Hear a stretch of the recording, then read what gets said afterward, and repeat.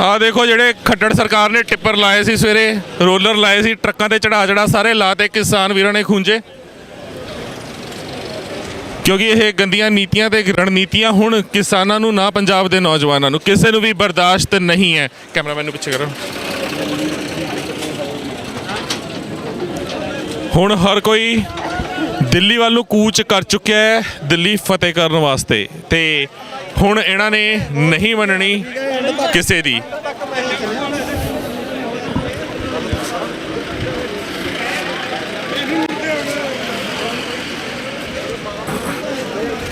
ਹੁਣ ਚਾਹੇ ਪੰਜਾਬ ਦਾ ਕਿਸਾਨ ਹੈ, ਨੌਜਵਾਨ ਹੈ, ਹਰ ਕੋਈ ਚੱਲ ਰਿਹਾ ਹੈ ਦਿੱਲੀ ਨੂੰ, ਦਿੱਲੀ ਫਤਿਹ ਕਰਨ ਵਾਸਤੇ। ਕੀ ਕਹੋਗੇ ਦਿੱਲੀ ਨੂੰ? ਕੋਈ ਮੈਸੇਜ? ਜੀ ਬਸ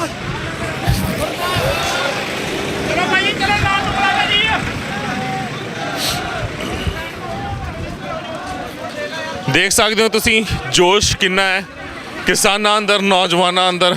ਜਿਹੜੀਆਂ ਗੱਡੀਆਂ ਸਵੇਰੇ ਟੇਢੀਆਂ ਕਰਕੇ ਲਾਈਆਂ ਸੀਗੀਆਂ ਉਹ ਸਾਰੀਆਂ ਆਪੇ ਸਿੱਧੀਆਂ ਹੋ ਗਈਆਂ ਨੇ, ਤੇ ਹੁਣ ਇੱਕ ਤੋਂ ਬਾਅਦ ਇੱਕ ਟਰਾਲੀ ਨਿਕਲ ਰਹੀ ਹੈ ਦਿੱਲੀ ਨੂੰ। ਤੁਹਾਨੂੰ ਦੱਸ ਦਈਏ ਕਿ ਅਸੀਂ ਅੰਬਾਲੇ ਤੱਕ ਮੋਰਚਾ ਪਹੁੰਚਾ ਕੇ, ਸੰਗਤ ਪਹੁੰਚਾ ਕੇ, ਤੇ ਉਸ ਤੋਂ ਬਾਅਦ ਯੂ ਟਰਨ ਲੈ ਕੇ ਮੁੜ ਅਸੀਂ ਸ਼ੰਭੂ ਪਹੁੰਚੇ ਹਾਂ। ਤੇ ਮੈਂ ਕੈਮਰਾਮੈਨ ਨੂੰ ਜ਼ਰੂਰ ਕਹਾਂਗਾ ਕਿ ਇੱਕ ਵਾਰ ਕੈਮਰਾ ਨੀਚੇ ਘੁਮਾਉਣ। ਸਵੇਰੇ ਬੈਰੀਕੇਡ ਚੱਕ ਕੇ ਜਿਹੜੇ ਥੱਲੇ ਸੁੱਟੇ ਹੋਏ ਨੇ ਉਹ ਪਏ ਆ ਸਾਹਮਣੇ ਬੈਰੀਕੇਡ, ਤੁਸੀਂ ਦੇਖ ਸਕਦੇ ਹੋ। ਪੁਲਿਸ ਦੀਆਂ ਪਾਈਪਾਂ ਜਿਹੜੀਆਂ ਸੁੱਟੀਆਂ ਗਈਆਂ ਸੀ ਪਾਣੀ ਖਿੱਚਣ ਵਾਸਤੇ, ਉਹ ਪਾਈਪਾਂ ਵੀ ਚੱਕ ਕੇ ਇਹਨਾਂ ਨੇ ਖੂੰਜੇ ਲਾਤੀਆਂ।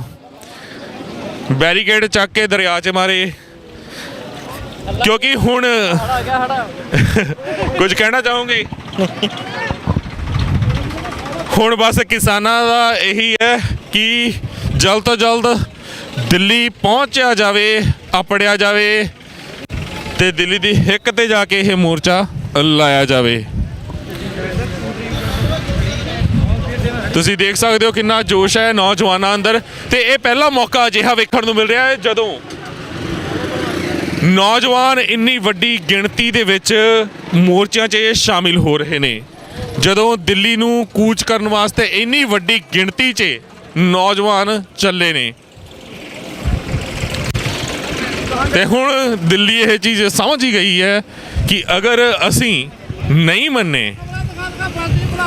बिल्कुल जी बिल्कुल बिल्कुल बिल्कुल की कह रहे हैं।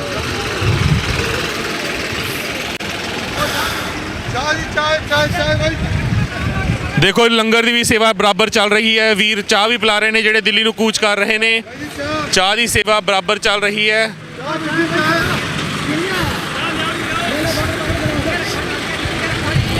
चाह की सेवा लगी हुई है, चाह भी पिलाई जा रही है, लंगर भी वरताया जा रहा है। ये जोश है, ये लंगर बाबे नानक दा कदे मुक नहीं सकता, कदे रुक नहीं सकता। मोर्चे हर हालत में फतेह हो के रहणगे। ते हुण जिहड़ा शंभू मोर्चा बीते 50-55 दिन तो इत्थे लगा सी, हुण दिल्ली दी हिक ते जाके लगण वाला है। ते सरकारां नूं असीं दस देना है कि असीं अपने हक लैके रहांगे। हक किद्दां लईदे ने ओ सरकार नूं अज एहसास हो जाना है, पता लग जाना है। हजूम तुसीं वेख सकते हो, अंबाला रेलवे स्टेशन तो असीं यू टर्न लैके वापस आए हाँ, तो उत्थों लैके उरे तक लगातार ट्रालियां तुसीं वेख सकते हो, एक तो बाद एक ट्राली लगी हुई है, किते भी ट्रालियां दी लैन नहीं टुटी। तो तुसीं सोच सकते हो कि जिन्नियां ट्रैक्टर ट्रालियां तुहानूं सिर्फ इस रोड के उत्ते अंबाला राजपुरा रोड के उत्ते दिस गईयां, अगर यही दिल्ली अपड़ जांदियां ने तो दिल्ली दे विच पैर धरन नूं थां नहीं मिलनी। मंत्रियों नूं हत्थां पैरां दी पई हुई है, पर हुण वो ये सोच रहे ने कि किसान जो दिल्ली वाल कूच कर चुके ने 6-6 महीने दा राशन लैके, उन्हां नूं असीं किद्दां रोकीए। सवेर दी कवरेज लगातार करते हुए आई थिंक मेरे तो बेचारे कैमरामैन भी थक गए ने, बहुत पिछे रह गए ने वो, पर फिर भी जिन्नी की हिम्मत हैगी आ लगे हुए हैं तो करते रहांगे तो तुहानू पल पल की जानकारी इस कूच की देंदे रहांगे, दिल्ली कूच की। क्योंकि दिल्ली चाले पा गई है संगत, बैरीयर सारे तोड़ के अगे लंघ गई है। बैरीयर का की हाल किया सी नौजवानों ने वो तुहानू दिखाई दिता है। ਅਸੀਂ ਮੁੜ ਹੁਣ ਸ਼ੰਭੂ ਮੋਰਚੇ ਪਹੁੰਚ ਗਏ ਆ ਤੇ ਉਮੀਦ ਅਸੀਂ ਇਹੀ ਕਰਦੇ ਹਾਂ ਕਿ ਹੁਣ ਜਿਸ ਨੀਅਤ ਦੇ ਨਾਲ ਅਸੀਂ ਮੋਰਚਾ ਲਾਇਆ ਸੀ, ਜਿਸ ਨੀਅਤ ਦੇ ਨਾਲ ਸੰਗਤਾਂ ਦਿੱਲੀ ਵੱਲ ਨੂੰ ਤੁਰੀਆਂ ਨੇ, ਉਸ ਨੂੰ ਇੱਕ ਚੰਗੀ ਨੀਤੀ ਦੇ ਕੇ ਇਹ ਮੋਰਚਾ ਦਿੱਲੀ ਅਸੀਂ ਜ਼ਰੂਰ ਫਤਿਹ ਕਰਾਂਗੇ। ਹਰ ਖਬਰ ਤੁਹਾਡੇ ਤੱਕ ਪਹੁੰਚਾ ਰਿਹਾ ਹਰ ਖਬਰ ਤੁਹਾਡੇ ਤੱਕ ਪਹੁੰਚਾ ਰਹੇ ਹਾਂ ਤੇ ਅੱਗੇ ਵੀ ਪਹੁੰਚਾਉਂਦੇ ਰਹਾਂਗੇ। ਬਣੇ ਰਹੋ ਗੁਰਬਾਣੀ ਅਖੰਡ ਬਾਣੀ ਦੇ ਨਾਲ। ਵਿਚਾਰ ਚੰਗੇ ਲੱਗੇ ਹੋਣ ਲਾਈਕ ਤੇ ਸ਼ੇਅਰ ਜ਼ਰੂਰ ਕਰਨਾ। ਬਾਕੀ ਆਪਣੀਆਂ ਭਾਵਨਾਵਾਂ ਨੀਚੇ ਕਮੈਂਟਸ ਦੇ ਵਿੱਚ ਤੁਸੀਂ ਵਿਅਕਤ ਕਰ ਸਕਦੇ ਹੋ। ਵਾਹਿਗੁਰੂ ਜੀ ਕਾ ਖਾਲਸਾ, ਵਾਹਿਗੁਰੂ ਜੀ ਕੀ ਫਤਿਹ। ਰੈਡੀ ਆ ਸਵੇਰ ਦੇ। ਵਾਹਿਗੁਰੂ ਜੀ ਕਾ ਖਾਲਸਾ, ਵਾਹਿਗੁਰੂ ਜੀ ਕੀ ਫਤਿਹ। ਤੁਸੀਂ ਜਾਣਦੇ ਹੋ ਕਿ ਸਵੇਰ ਤੋਂ ਅਸੀਂ ਸ਼ੰਭੂ ਮੋਰਚੇ ਤੋਂ ਲੈ ਕੇ ਸ਼ੰਭੂ ਬੈਰੀਅਰ ਕ੍ਰਾਸ ਹੋਣ ਤੱਕ, ਅੰਬਾਲੇ ਪਹੁੰਚਣ ਤੱਕ ਜਾ ਕੇ ਵਾਪਸ ਪਰਤ ਆਏ ਹਾਂ ਤੇ ਕਵਰ ਕਰ ਰਹੇ ਹਾਂ ਪੂਰਾ ਦਾ ਪੂਰਾ ਕਿਸ ਤਰੀਕੇ ਨਾਲ ਜਿਹੜੀ ਹਰਿਆਣਾ ਗਵਰਨਮੈਂਟ ਹੈ ਉਹਨੇ ਰੋਕਣ ਦੀ ਕੋਸ਼ਿਸ਼ ਕੀਤੀ ਸੀ ਕਿਸਾਨ ਜਥੇਬੰਦੀਆਂ ਨੂੰ, ਕਿਸਾਨਾਂ ਨੂੰ ਮੋਰਚਿਆਂ ਤੋਂ ਉੱਠਣ ਲਈ ਬੇਨਤੀ ਇਹ ਕੀਤੀ ਜਾ ਰਹੀ ਸੀ ਕਿ ਕਰੋਨਾ ਵਾਇਰਸ ਦੀ ਮਹਾਮਾਰੀ ਫੈਲੀ ਹੋਈ ਹੈ, ਇਸ ਕਰਕੇ ਧਾਰਾ 144 ਹਰਿਆਣੇ 'ਚ ਲੱਗੀ ਹੋਈ ਹੈ, ਕਿਸਾਨ ਬੈਰੀਅਰ ਤੋਂ ਹੀ ਵਾਪਸ ਪਰਤ ਜਾਣ। ਪਰ ਉਸ ਤੋਂ ਬਾਅਦ ਤੁਹਾਨੂੰ ਹਾਲ ਮੈਂ ਦਿਖਾਇਆ ਸੀ ਕਿ ਪੁਲਿਸ ਸੈਂਕੜਿਆਂ ਦੀ ਤਾਦਾਦ ਦੇ ਵਿੱਚ ਇੱਕ ਦੂਜੇ ਨਾਲ ਮੋਢਾ ਲਾ ਕੇ ਬੈਠੀ ਹੈ ਤੇ ਕਿਸੇ ਦੇ ਮੂੰਹ ਤੇ ਮਾਸਕ ਵੀ ਨਹੀਂ ਸੀ। ਉੱਥੋਂ ਪਤਾ ਲੱਗਦਾ ਹੈ ਕਿ ਸਰਕਾਰਾਂ ਕਿੱਦਾਂ ਦੀਆਂ ਗੰਦੀਆਂ ਰਣਨੀਤੀਆਂ ਅਪਣਾਉਂਦੀਆਂ ਨੇ, ਚੱਲਦੀਆਂ ਨੇ ਚਾਲਾਂ। ਤੇ ਸਾਡੇ ਨਾਲ ਅਕਾਲ ਯੂਥ ਜਥੇਦਾਰ ਜਗਤਾਰ ਸਿੰਘ ਹਵਾਰਾ ਵੱਲੋਂ ਬਣਾਈ ਗਈ ਜਥੇਬੰਦੀ ਦੇ 5 ਪ੍ਰਧਾਨੀ ਕਮੇਟੀ ਦੇ ਮੈਂਬਰ ਜਸਵਿੰਦਰ ਸਿੰਘ ਰਾਜਪੁਰਾ ਇਹ ਵੀ ਦਿੱਲੀ ਕੂਚ ਕਰ ਚੁੱਕੇ ਨੇ ਤੇ ਇਹਨਾਂ ਤੋਂ ਪੁੱਛਦੇ ਹਾਂ ਕਿ ਆਖਿਰ ਸਰਕਾਰ ਦੀ ਜੋ ਰਣਨੀਤੀ ਹੈ ਇਸ ਵੇਲੇ, ਕਿਉਂਕਿ ਸਰਕਾਰ ਇੱਕ ਪਾਸੇ ਤਾਂ ਕਹਿ ਰਹੀ ਹੈ 3 ਤਰੀਕ ਨੂੰ ਆ ਕੇ ਮੀਟਿੰਗ ਕਰੋ ਸਾਡੇ ਨਾਲ, ਦੂਸਰੇ ਪਾਸੇ ਕਹਿ ਰਹੇ ਨੇ ਕਿ ਤੁਸੀਂ ਕੂਚ ਨਾ ਕਰੋ। ਮੀਟਿੰਗਾਂ ਤਾਂ ਪਹਿਲਾਂ ਹੀ ਬਹੁਤ ਹੋ ਗਈਆਂ। ਦੇਖੋ ਜੀ, ਜਦੋਂ ਵੀ ਕੋਈ ਸੰਘਰਸ਼ ਮਤਲਬ ਵੱਡਾ ਵਿਸ਼ਾਲ ਰੂਪ ਲੈਂਦਾ ਵਾ ਤੇ ਉਹਦੇ ਵਿੱਚ ਜਿਹੜੀ ਲੋਕ ਲਹਿਰ ਹੈ ਉਹ ਬਣ ਜਾਂਦੀ ਹੈ, ਲੋਕ ਉਹਦੇ ਵਿੱਚ ਸ਼ਮੂਲੀਅਤ ਕਰਨ ਲੱਗ ਜਾਂਦੇ ਨੇ, ਆਮ ਲੋਕ, ਹੈ ਨਾ। ਤੇ ਸਰਕਾਰ ਕੀ ਕਰਦੀ ਹੈ, ਉਹ ਫਿਰ ਸੋਚਦੀ ਹੈ ਵੀ ਕਿਸੇ ਨਾ ਕਿਸੇ ਤਰੀਕੇ ਨਾਲ, ਢੰਗ ਨਾਲ ਇਹਨਾਂ ਨੂੰ ਆਪਣੀ ਜਿਹੜੀ ਇਹਨਾਂ ਦੀ ਗੱਡੀ ਹੈ ਉਹ ਲੀਹੋ ਲੱਥੀ ਜਾਵੇ, ਇਹਨਾਂ ਨੂੰ ਮਤਲਬ ਗੁੰਮਰਾਹ ਕੀਤਾ ਜਾਵੇ, ਇਹਨਾਂ ਨੂੰ ਭੰਬਲ ਭੁੱਸੇ 'ਚ ਪਾਇਆ ਜਾਵੇ ਤਾਂ ਕਿ ਜਿਹੜਾ ਸੰਘਰਸ਼ ਹੈ ਉਹ ਜਿਹੜਾ ਸਹੀ ਦਿਸ਼ਾ ਵੱਲ ਨਾ ਜਾਵੇ। ਇਸ ਲਈ ਉਹ ਇਸ ਤਰ੍ਹਾਂ ਦੇ ਐਲਾਨ ਨੇ, ਇਸ ਤਰ੍ਹਾਂ ਦੀ ਗੱਲਾਂ ਨੇ ਉਹ ਕਰ ਰਹੇ ਨੇ। ਹੁਣ ਦਿੱਲੀ ਕੂਚ ਤਾਂ ਕਰ ਚੁੱਕੀ ਹੈ ਤੇ ਸੈਂਕੜੇ ਗੱਡੀਆਂ ਲੰਘ ਚੁੱਕੀਆਂ ਨੇ ਇੱਥੋਂ ਹੁਣ, ਤੇ ਜਿੰਨਾ ਕਿ ਅਗਰ ਰਿਕਾਰਡ ਦੀ ਗੱਲ ਕੀਤੀ ਜਾਵੇ ਤਾਂ 2500 ਤੋਂ ਵੱਧ ਵਹੀਕਲ ਹੁਣ ਤੱਕ ਕ੍ਰਾਸ ਹੋ ਚੁੱਕਿਆ ਹੈ। ਦਿੱਲੀ ਜਾ ਕੇ ਮੋਰਚਾ ਲਾਉਣਾ ਤੇ ਉੱਥੇ ਉਸ ਤੋਂ ਬਾਅਦ ਅੱਗੇ ਦੀ ਰਣਨੀਤੀ ਤੁਸੀਂ ਕੀ ਸੋਚੀ ਹੈ, ਜਥੇਬੰਦੀ ਨੇ ਕੀ ਸੋਚੀ ਹੈ, ਹਵਾਰਾ ਜੀ ਤੋਂ ਕੋਈ ਦਿਸ਼ਾ ਨਿਰਦੇਸ਼ ਹੈ?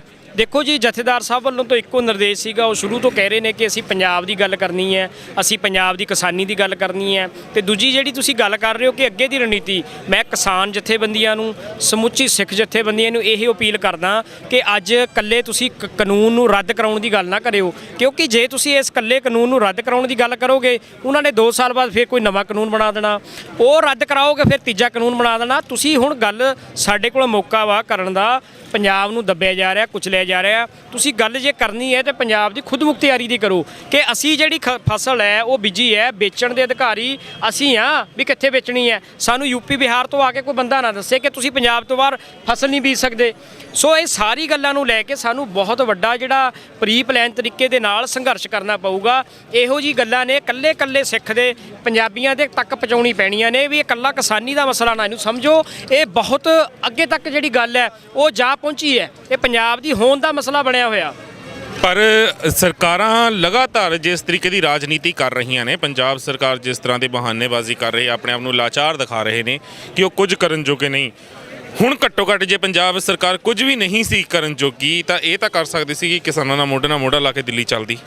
ਦੇਖੋ ਜੀ, ਮੈਂ ਕਹਿੰਦਾ ਪੰਜਾਬ ਸਰਕਾਰ, ਆਮ ਆਦਮੀ ਪਾਰਟੀ, ਬੀਜੇਪੀ, ਅਕਾਲੀ ਦਲ, ਜਿੰਨੀਆਂ ਵੀ ਪਾਰਟੀਆਂ ਨੇ, ਇਹਨਾਂ ਨੇ ਕਿਸਾਨੀ ਦਾ, ਸਿੱਖਾਂ ਦਾ, ਪੰਜਾਬ ਦਾ ਰੱਜ ਕੇ ਸ਼ੋਸ਼ਣ ਕੀਤਾ। ਭਾਵੇਂ ਕੋਈ ਕਿਸਾਨੀ ਦੀ ਗੱਲ ਕਰ ਲਓ, ਕੈਪਟਨ ਅਮਰਿੰਦਰ ਸਿੰਘ ਦੀ ਸਰਕਾਰ ਹੈ, ਇਹਨਾਂ ਨੇ SYL ਲਈ ਕੀ ਕੀਤਾ, ਪੰਜਾਬ ਦੇ ਪਾਣੀਆਂ ਲਈ ਕੀ ਕੀਤਾ, ਜਿਹੜੀ ਭਾਖੜਾ ਟਾਈਮ ਬਣੀ ਹੈ ਉਹਨੂੰ ਮਤਲਬ ਜਿਹੜੀ ਖੋਣ ਵਾਲੀ ਹੈ ਪੰਜਾਬ ਤੋਂ ਕਾਂਗਰਸ ਹੈ, ਹੋਰ ਕੌਣ ਹੈ। ਤੇ ਉਸ ਤੋਂ ਬਾਅਦ ਜਿੰਨੀਆਂ ਵੀ ਬਾਕੀ ਵੀ ਪਾਰਟੀਆਂ ਨੇ, ਇਹ ਪੰਜਾਬ ਹਿਤੈਸ਼ੀ ਨਹੀਂ। ਜੇ ਇਹ ਪੰਜਾਬ ਹਿਤੈਸ਼ੀ ਹੁੰਦੀ ਆ ਤੇ ਸਾਡੇ ਨਾਲ ਇੱਥੇ ਸ਼ੰਭੂ ਬਾਰਡਰ ਤੇ ਪੁਲਿਸ ਨਾਲ ਟੱਕਰ ਲੈਂਦੀ ਹੁੰਦੀਆਂ, ਪਰ ਇੱਥੇ ਕੋਈ ਵੀ ਰਾਜਨੀਤਿਕ ਪਾਰਟੀ ਨਹੀਂ ਪਹੁੰਚੀ। ਪੰਜਾਬ ਦੇ ਲੋਕਾਂ ਨੂੰ ਵੀ ਸਮਝ ਲੈਣਾ ਚਾਹੀਦਾ, ਇਹ ਸਾਡੇ ਸਿਰ ਤੇ ਸਿਆਸੀ ਰੋਟੀਆਂ ਸੇਕਣ ਵਾਲੇ ਬੰਦੇ ਨੇ।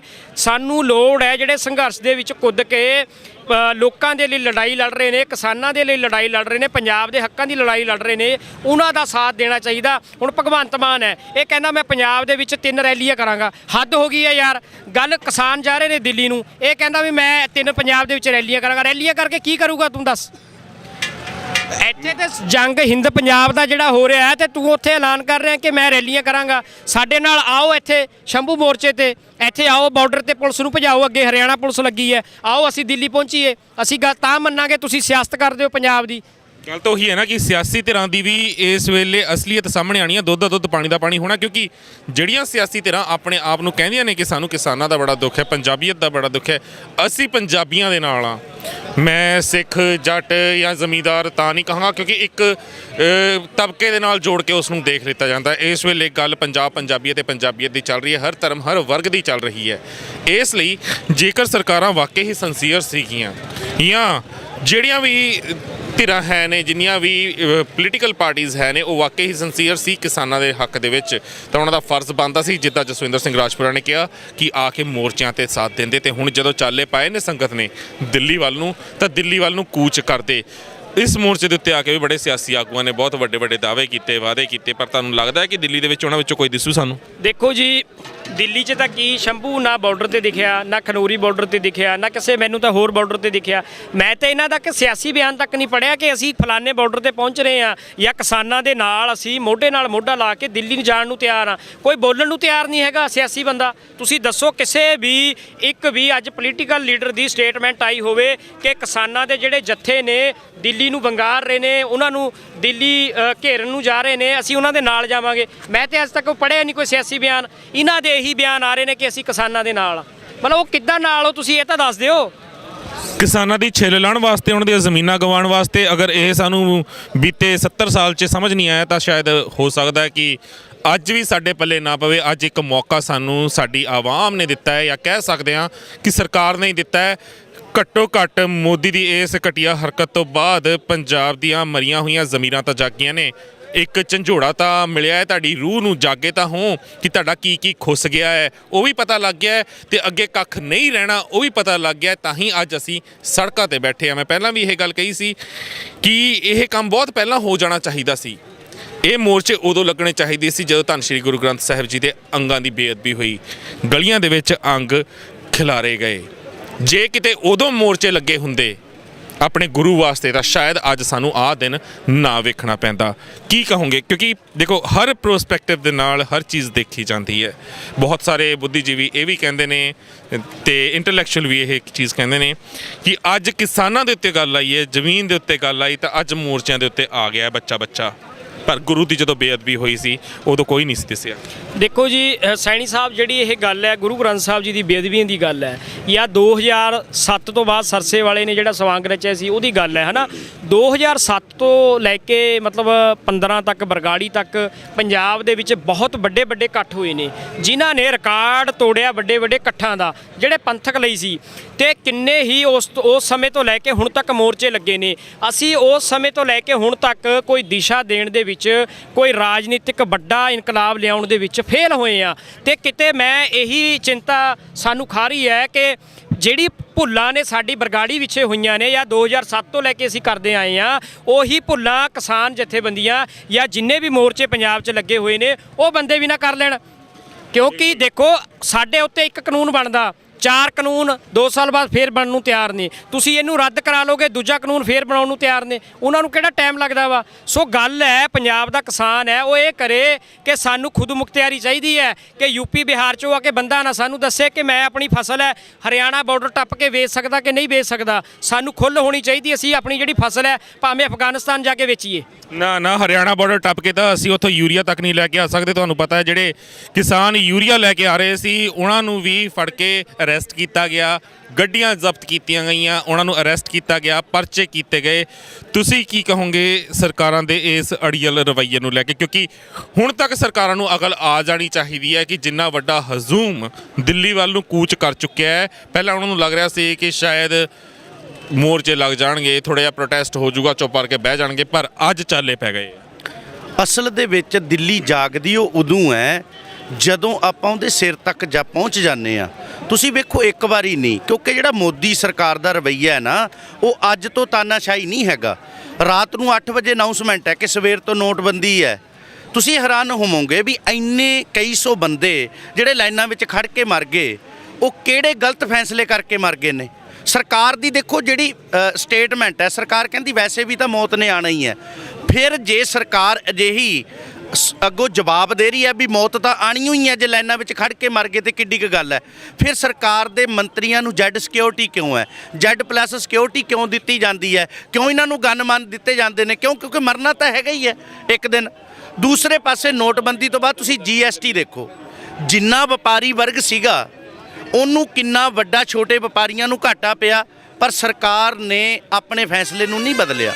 ਅੱਜ ਅਸੀਂ ਕਿਸਾਨਾਂ ਦੀ ਗੱਲ ਕਰ ਰਹੇ ਹਾਂ, ਅੱਜ ਸਾਡੇ ਘਰ ਤੱਕ ਇਹ ਅੱਗ ਪਹੁੰਚੀ ਹੈ ਤਾਂ ਅਸੀਂ ਅੱਜ ਇੱਥੇ ਪਹੁੰਚੇ ਹਾਂ।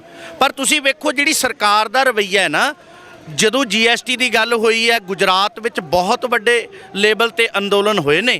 ਸੂਰਤ ਕਈ ਮਹੀਨਿਆਂ ਤੱਕ ਬੰਦ ਰੱਖਿਆ ਗਿਆ, ਕਾਰੋਬਾਰ ਬੰਦ ਰੱਖੇ ਗਏ।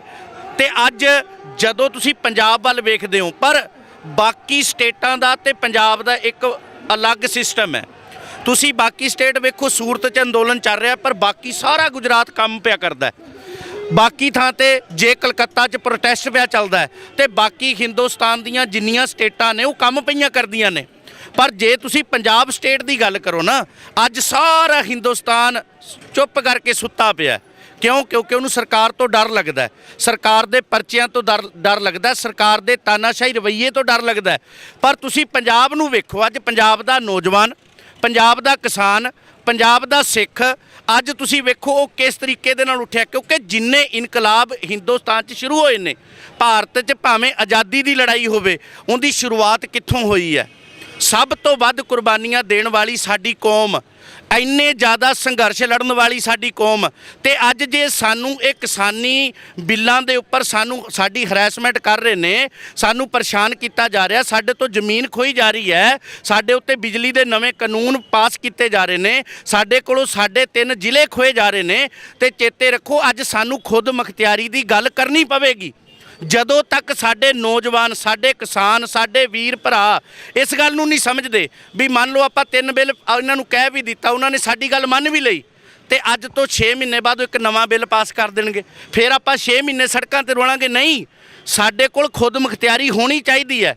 ਸਾਡੇ ਕੋਲ ਸਾਡੇ ਪਾਣੀਆਂ ਦਾ ਅਧਿਕਾਰ ਚਾਹੀਦਾ ਹੈ, ਸਾਡੇ ਕੋਲ ਸਾਡੀ ਬਿਜਲੀ ਦਾ ਅਧਿਕਾਰ ਚਾਹੀਦਾ ਹੈ, ਸਾਡੇ ਕੋਲ ਸਾਡੇ ਆਪਣੇ ਮੁੱਦਿਆਂ ਦਾ ਅਧਿਕਾਰ ਚਾਹੀਦਾ। ਅਸੀਂ ਫਸਲ ਭਾਵੇਂ ਕਿਸੇ ਸਟੇਟ ਵਿੱਚ, ਕਿਸੇ ਦੇਸ਼ ਵਿੱਚ ਵੇਚੀਏ, ਸਾਡੇ ਕੋਲ ਸਾਡੇ ਆਪਣੇ ਅਧਿਕਾਰ ਚਾਹੀਦੇ ਨੇ। ਜਿਨ੍ਹਾਂ ਅਧਿਕਾਰਾਂ ਦੀ ਗੱਲ ਸੰਤ ਬਾਬਾ ਜਰਨੈਲ ਸਿੰਘ ਜੀ ਖਾਲਸਾ ਭਿੰਡਰਾਂ ਵਾਲਿਆਂ ਨੇ ਕੀਤੀ, ਜਿਨ੍ਹਾਂ ਅਧਿਕਾਰਾਂ ਦੀ ਗੱਲ ਆਪਾਂ ਆਨੰਦਪੁਰ ਦੇ ਮਤੇ ਵਿੱਚ ਕੀਤੀ, ਅੱਜ ਸਾਨੂੰ ਆਨੰਦਪੁਰ ਦੇ ਮਤੇ ਤੇ ਪਹਿਰਾ ਦੇਣ ਦੀ ਲੋੜ ਹੈ। ਤੇ ਜਿਹੜੀ ਸਰਕਾਰ ਹੈ, ਵੇਖੋ ਸਰਕਾਰ ਨੇ ਤਾਨਾਸ਼ਾਹੀ ਰਵੱਈਆ ਅਪਣਾਉਣਾ। ਅਸੀਂ ਸਰਕਾਰ ਤੋਂ ਇਸ ਤੋਂ ਵੱਧ ਕੇ ਕੋਈ ਆਸ ਨਹੀਂ ਰੱਖ ਸਕਦੇ ਵੀ ਸਰਕਾਰ ਦਾ ਜਿਹੜਾ ਤਰੀਕਾ ਹੈ ਉਹਨੇ ਤੇ ਸਾਨੂੰ ਮਾਰਨਾ ਹੀ ਮਾਰਨਾ ਹੈ। ਪਰ ਅਸੀਂ ਉਹਦੀ ਮਾਰ ਕਦੋਂ ਤੱਕ ਝੱਲ ਕੇ ਸੰਘਰਸ਼ੀਲ ਰਹਿੰਦੇ ਆ, ਕਦੋਂ ਤੱਕ ਅਸੀਂ ਸੰਘਰਸ਼ ਲੜਨਾ ਹੈ? ਜਦੋਂ ਅਸੀਂ ਸੰਘਰਸ਼ ਲੜਾਂਗੇ, ਸਰਕਾਰ ਆਪਣੇ ਆਪ ਸਾਡੇ ਸਾਹਮਣੇ ਝੁਕੇਗੀ। ਜੀ, ਸਰਕਾਰ ਆਪਣੇ ਆਪ ਸਾਡੇ ਸਾਹਮਣੇ ਝੁਕੇਗੀ। ਕਿਸਾਨ ਜਥੇਬੰਦੀਆਂ ਦੇ ਆਗੂ ਵੀ ਸਾਡੇ ਨਾਲ ਨੇ, ਉਹਨਾਂ ਤੋਂ ਪੁੱਛਦੇ ਹਾਂ ਕਿ ਕਿਸਾਨ ਜਥੇਬੰਦੀਆਂ ਹੁਣ ਸਿਰ ਨਾਲ ਸਿਰ ਜੋੜ ਕੇ ਬਹਿ ਗਈਆਂ ਨੇ, ਹੁਣ ਦਿੱਲੀ ਵੱਲ ਕੂਚ ਵੀ ਕਰ ਚੁੱਕੇ ਆ, ਪਰ ਤੁਹਾਨੂੰ ਕੀ ਲੱਗਦਾ ਹੈ ਕਿ ਦਿੱਲੀ ਜਾ ਕੇ ਮੁੜ, ਕਿਉਂਕਿ ਪਿਛਲੇ 50 ਸਾਲਾਂ ਤੋਂ ਮੰਗਾਂ ਤੇ ਹੀ ਕਿਸਾਨ ਜਥੇਬੰਦੀਆਂ ਨੂੰ ਲਟਕਾਇਆ ਹੋਇਆ ਹੈ ਸਰਕਾਰ ਨੇ, ਤੁਹਾਨੂੰ ਲੱਗਦਾ ਹੈ ਕਿ ਹੁਣ ਹੱਕਾਂ ਤੱਕ ਜਥੇਬੰਦੀਆਂ ਜਾਣ ਦੀ ਕੋਸ਼ਿਸ਼ ਕਰਨਗੀਆਂ? ਬਿਲਕੁਲ ਜੀ, ਜੇ ਕਿਸਾਨ ਜਥੇਬੰਦੀਆਂ ਤੇ ਜਿਵੇਂ ਪੰਜਾਬ ਤੇ ਪੰਜਾਬੀ ਤੇ ਹਰਿਆਣਾ ਇਕਜੁੱਟ ਹੋ ਕੇ ਗਿਆ, ਤੇ ਇਹਦੇ ਤੇ ਝੁਕਣਾ ਪੈਣਾ, ਮੋਦੀ ਨੂੰ ਝੁਕਣਾ ਪੈਣਾ, ਦਿੱਲੀ ਸਰਕਾਰ ਨੂੰ ਝੁਕਣਾ ਪੈਣਾ। ਜੋ ਸਾਡੀਆਂ ਮੰਗਾਂ ਨੇ ਉਹ ਮੰਨਣੀਆਂ ਪੈਣੀਆਂ ਨੇ, ਉਸ ਤੋਂ ਬਿਨਾ ਉਹਨਾਂ ਦਾ ਛੁਟਕਾਰਾ ਨਹੀਂ ਹੈਗਾ। ਕਿਉਂਕਿ ਜਦੋਂ ਵੀ ਦਿੱਲੀ ਸਰਕਾਰ ਨੇ ਹਮੇਸ਼ਾ ਹੀ ਪੰਜਾਬ ਨਾਲ ਮਤਰੇਆ ਹੀ ਸਲੂਕ ਕੀਤਾ, ਚਾਹੇ ਕੋਈ ਪਾਣੀਆਂ ਦਾ ਮਸਲਾ, ਚਾਹੇ ਪੰਜਾਬੀ ਬੋਲਦਿਆਂ ਇਲਾਕਾ, ਚਾਹੇ ਸਾਡਾ ਪੰਜਾਬੀ ਦਾ ਇਲਾਕਾ, ਚਾਹੇ ਸਾਡੀ ਸਿੱਖੀ ਦਾ ਹੈਗਾ, ਤੇ ਕੋਈ ਵੀ ਸਾਡੇ ਤੇ ਜਿਹੜਾ ਹਮੇਸ਼ਾ ਥੋਪੇ ਗਏ ਆ, ਕਿਉਂਕਿ ਹਮੇਸ਼ਾ ਸਾਨੂੰ ਲੁੱਟਿਆ ਹੀ ਗਿਆ। ਤੇ ਕੁੱਟਿਆ ਹੀ ਗਿਆ ਹਮੇਸ਼ਾ ਹੀ ਸਾਡੇ ਤੋਂ। ਹੁਣ ਦੇਖੋ ਜਿੰਨੇ ਵੀ ਸਾਰਾ ਕੁਝ ਥੋਪਿਆ ਜਾ ਰਿਹਾ ਦਿੱਲੀ ਤੋਂ, ਚਾਹੇ ਉਹ ਤੁਸੀਂ ਮੈਡੀਕਲ ਤੋਂ ਲਾ ਲਓ, ਚਾਹੇ ਤੁਸੀਂ ਐਜੂਕੇਸ਼ਨ ਲਾ ਲਓ, ਚਾਹੇ ਤੁਸੀਂ ਹਰੇਕ ਜਿਹੜਾ ਵੀ ਅਧਿਕਾਰ ਆ ਉਹ ਸੈਂਟਰ ਨੇ ਸਾਤੋਂ ਖੋਲਿਆ ਪੰਜਾਬ ਤੋਂ। ਇਹੀ ਆ ਵੀ ਜਦੋਂ ਤੱਕ ਅਸੀਂ ਖੁਦ ਮੁਖਤਿਆਰੀ ਪੰਜਾਬ ਨੂੰ ਸਾਨੂੰ ਨਹੀਂ ਮਿਲਦੀ, ਸਾਡੇ ਹੱਕ ਸਾਰੇ ਸਾਨੂੰ ਮੁਕੰਮਲ ਤੌਰ ਤੇ ਨਹੀਂ ਮਿਲਦੇ, ਉਦੋਂ ਤੱਕ ਸਾਡਾ ਕੋਈ ਛੁਟਕਾਰਾ ਨਹੀਂ ਹੈ। ਉਦੋਂ ਤੱਕ ਸਾਡਾ ਕੋਈ ਛੁਟਕਾਰਾ ਨਹੀਂ ਹੈ। ਤੇ ਅੰਤ ਦੇ ਵਿੱਚ ਇਹੀ ਗੱਲ ਕਹਿਣਾ ਚਾਹਾਂਗਾ ਕਿ ਸਰਕਾਰ ਨੂੰ ਹੁਣ ਆਪ ਸਮਝ ਲੈਣਾ ਚਾਹੀਦਾ ਹੈ ਕਿ ਇਹ ਆਵਾਜ਼ ਜੋ ਹੈ ਬੁਲੰਦ ਹੋ ਰਹੀ ਹੈ ਪੰਜਾਬ ਤੋਂ, ਹਰਿਆਣੇ ਤੋਂ, ਇਹ ਕਿਸੇ ਜੱਟ ਜਾਂ ਜ਼ਮੀਂਦਾਰ ਦੀ ਨਹੀਂ ਹੈ, ਇਹ ਪੰਜਾਬੀਆਂ ਦੀ ਆਵਾਜ਼ ਹੈ। ਉਸ ਪੰਜਾਬੀ ਨੂੰ ਤੁਸੀਂ ਹਿੰਦੂ ਕਹਿ ਲਓ, ਮੁਸਲਮਾਨ ਕਹਿ ਲਓ, ਸਿੱਖ ਕਹਿ ਲਓ, ਈਸਾਈ ਕਹਿ ਲਓ, ਬੋਧੀ ਕਹਿ ਲਓ ਜਾਂ ਜੈਨੀ ਕਹਿ ਲਓ, ਪਰ ਹੁਣ ਇਹ ਆਵਾਜ਼ ਨਾ ਘਟਣ ਵਾਲੀ ਹੈ, ਨਾ ਦੱਬਣ ਵਾਲੀ ਹੈ, ਨਾ ਰੁਕਣ ਵਾਲੀ ਹੈ। ਤੇ ਇਹ ਉਹ ਆਵਾਜ਼ ਹੈ ਜੋ ਦਿੱਲੀ ਦੇ ਕੰਨ ਦੇ ਪਰਦੇ ਪਾੜ ਕੇ ਰਹੇਗੀ। ਤੇ ਇਹ ਉਹ ਕਿਸਾਨ ਹੈ ਜੋ ਦਿੱਲੀ ਦੀ ਹਿੱਕ ਤੇ ਜਾ ਕੇ ਨੇਜਾ ਗੱਡ ਕੇ ਆਣਗੇ। ਮੋਰਚਾ ਲੱਗੇਗਾ ਉੱਥੇ ਜਾ ਕੇ ਤੇ ਇਹ ਮੋਰਚਾ ਫਤਿਹ ਹੋਵੇਗਾ, ਕਿਉਂਕਿ ਇਹ ਲੜਾਈ ਪੰਜਾਬ ਦੀ ਹੋਂਦ ਦੀ ਹੈ, ਪੰਜਾਬ ਦੇ ਸੱਭਿਆਚਾਰ ਦੀ ਹੈ, ਪੰਜਾਬ ਦੀ ਅਣਖ ਦੀ ਹੈ। ਗੁਰੂਆਂ ਪੀਰਾਂ ਦੀ ਇਸ ਧਰਤੀ ਉੱਤੇ ਨਾ ਕਿਸੇ ਨੇ ਅੱਜ ਤੱਕ ਆਪਣਾ ਹੁਕਮ ਚਲਾਇਆ ਹੈ, ਨਾ ਤਾਨਾਸ਼ਾਹੀ ਰਵੱਈਆ ਅਪਣਾਇਆ ਹੈ, ਤਾਂ ਨਾ ਅਪਣਾਉਣ ਦਿੱਤਾ ਜਾਵੇਗਾ। ਇਸੇ ਦੇ ਨਾਲ ਆਪਣੇ ਹੋਸਟ ਦੇ ਦੋਸਤ ਪ੍ਰੀਤ ਸੈਣੀ ਦਿਓ ਇਜਾਜ਼ਤ। ਪ੍ਰੋਗਰਾਮ ਚੰਗਾ ਲੱਗਿਆ ਹੋਵੇ ਲਾਈਕ ਤੇ ਸ਼ੇਅਰ ਜ਼ਰੂਰ ਕਰਨਾ। ਬਾਕੀ ਆਪਣੀਆਂ ਭਾਵਨਾਵਾਂ ਨੀਚੇ ਕਮੈਂਟਸ ਦੇ ਵਿੱਚ ਤੁਸੀਂ ਵਿਅਕਤ ਕਰ ਸਕਦੇ ਹੋ। ਦਿਓ ਇਜਾਜ਼ਤ, ਬੁਲਾਓ ਫਤਿਹ। ਵਾਹਿਗੁਰੂ ਜੀ ਕਾ ਖਾਲਸਾ, ਵਾਹਿਗੁਰੂ ਜੀ ਕੀ ਫਤਿਹ। ਡਾਕਟਰ ਵਿਪਨ ਵੀ ਇਸ ਮੋਰਚੇ ਦੇ ਵਿੱਚ ਪਹੁੰਚੇ ਨੇ, ਦਿੱਲੀ ਵੱਲ ਨੂੰ ਕੂਚ ਕਰ ਚੁੱਕੀਆਂ ਨੇ। ਸੈਂਕੜਿਆਂ ਦੀ ਤਾਦਾਦ ਦੇ ਵਿੱਚ ਟਰਾਲੀਆਂ ਗੱਡੀਆਂ ਜਾ ਚੁੱਕੀਆਂ ਨੇ ਦਿੱਲੀ ਵੱਲ। ਤੁਸੀਂ ਕੀ ਸੋਚ ਕੇ ਪਹੁੰਚੇ ਹੋ ਇਸ ਮੋਰਚੇ ਦੇ ਵਿੱਚ? ਇਹ ਕਹਿ ਸਕਦੇ ਹਾਂ ਕਿ ਜਿਹੜਾ ਦਿੱਲੀ ਕੂਚ ਹੁਣ ਚੱਲ ਰਿਹਾ ਹੈ, ਟਰਾਲੀ ਤੇ ਟਰਾਲੀ ਦਿੱਲੀ ਵੱਲ ਨੂੰ ਜਾ ਰਹੀ ਹੈ, ਗੱਡੀਆਂ ਜਾ ਰਹੀਆਂ ਨੇ, ਤੁਹਾਨੂੰ ਕੀ ਲੱਗਦਾ ਹੈ ਕਿ ਸਰਕਾਰਾਂ ਕਿੱਥੇ ਸਹੀ ਨੇ ਜਾਂ ਕਿੱਥੇ ਗਲਤ ਨੇ? ਸਰ, ਨਾ ਤਾਂ ਮੈਂ ਕਿਸਾਨ ਆ, ਠੀਕ ਹੈ, ਮੈਂ ਇਸ ਮੋਰਚੇ ਦੇ ਸਮਰਥਨ 'ਚ ਇਸ ਲਈ ਆ ਕਿ ਇਹ ਸਾਡੀ ਹੋਂਦ ਦੀ ਲੜਾਈ ਆ। ਇਹ ਲੜਾਈ ਸਾਡੀ ਆਈਡੈਂਟੀਟੀ ਦੀ ਆ, ਇਹ ਲੜਾਈ ਸਾਡੀ ਆਜ਼ਾਦੀ ਦੀ ਆ। ਸਾਡੇ ਤੇ ਕੁਝ ਥੋਪਿਆ ਜਾਵੇ, ਇਹ ਸਾਡੀ ਆਜ਼ਾਦੀ ਦੀ ਉਲੰਘਣਾ, ਸਾਡੇ ਰਾਈਟਸ ਤੇ ਕਬਜ਼ਾ ਕਰਨਾ ਆ। ਇਸ ਕਰਕੇ ਮੈਂ ਇਸ ਮੋਰਚੇ 'ਚ ਆਇਆ। ਇਹ ਡਿਕਟੇਟਰਸ਼ਿਪ ਵੱਲ ਨੂੰ ਜਾ ਰਹੀ ਸਰਕਾਰ। ਇਹ ਡੈਮੋਕ੍ਰੈਟਿਕ ਕੰਟਰੀ ਆ, ਇਹ ਤੇ ਡੈਮੋਕ੍ਰੇਸੀ ਨਾਲ ਫੈਸਲੇ ਹੋਣੇ ਚਾਹੀਦੇ, ਡਿਕਟੇਟਰਸ਼ਿਪ ਨਾਲ ਨਹੀਂ ਹੋਣੇ ਚਾਹੀਦੇ।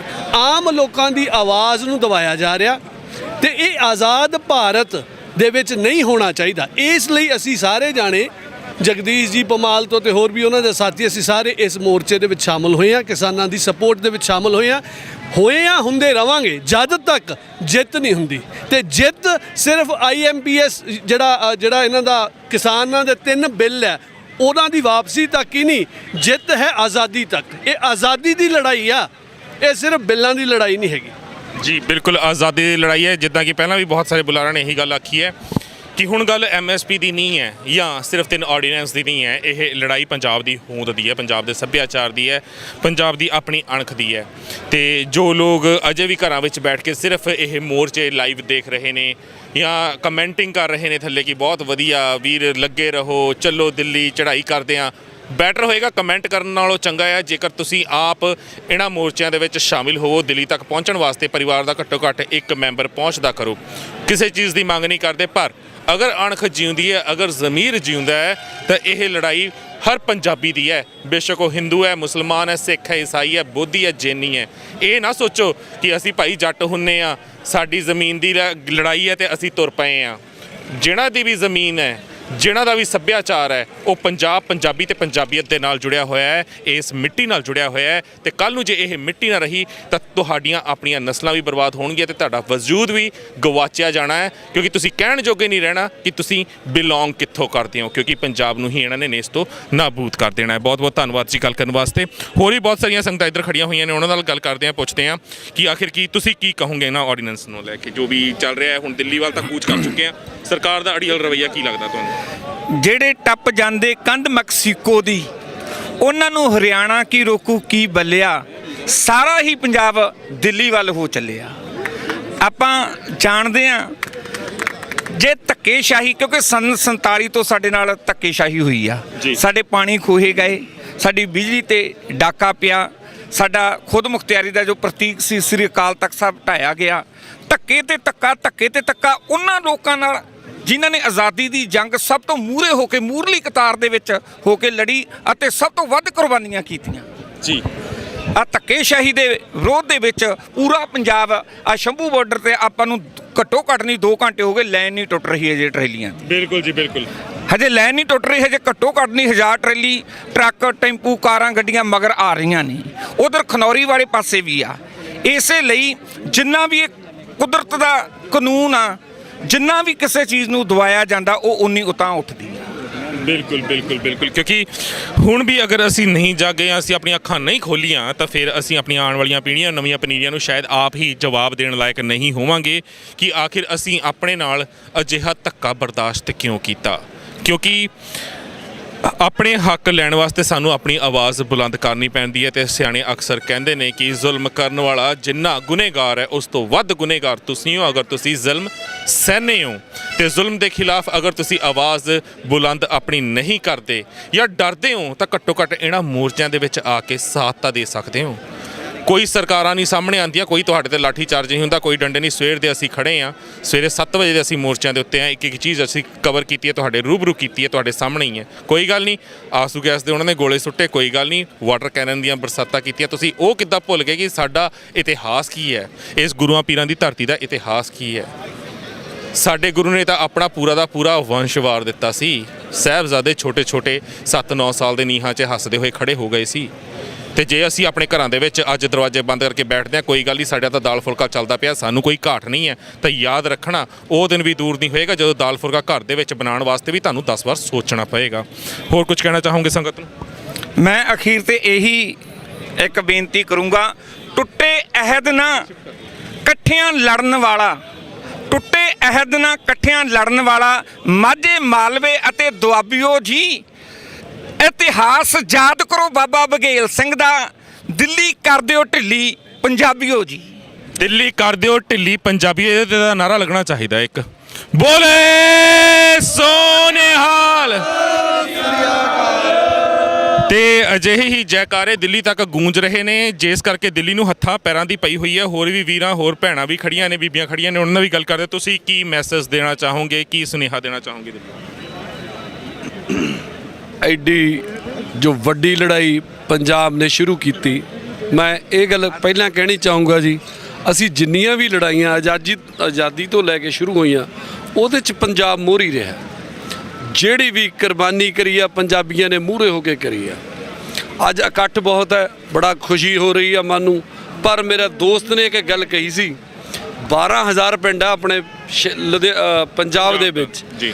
ਜੇ 100 ਬੰਦਾ ਇੱਕ ਪਿੰਡ 'ਚੋਂ ਇਕੱਠਾ ਹੋ ਜਾਵੇ ਨਾ ਜੀ, 12 ਲੱਖ ਬੰਦਾ ਅੱਜ ਸੜਕ ਤੇ ਹੁੰਦਾ। ਦਿੱਲੀ ਦਾ ਕੀ, ਅਸੀਂ ਸਾਰੇ ਵਰਲਡ ਦੀ ਜਾਨ ਕੱਢ ਦਿਆਂਗੇ।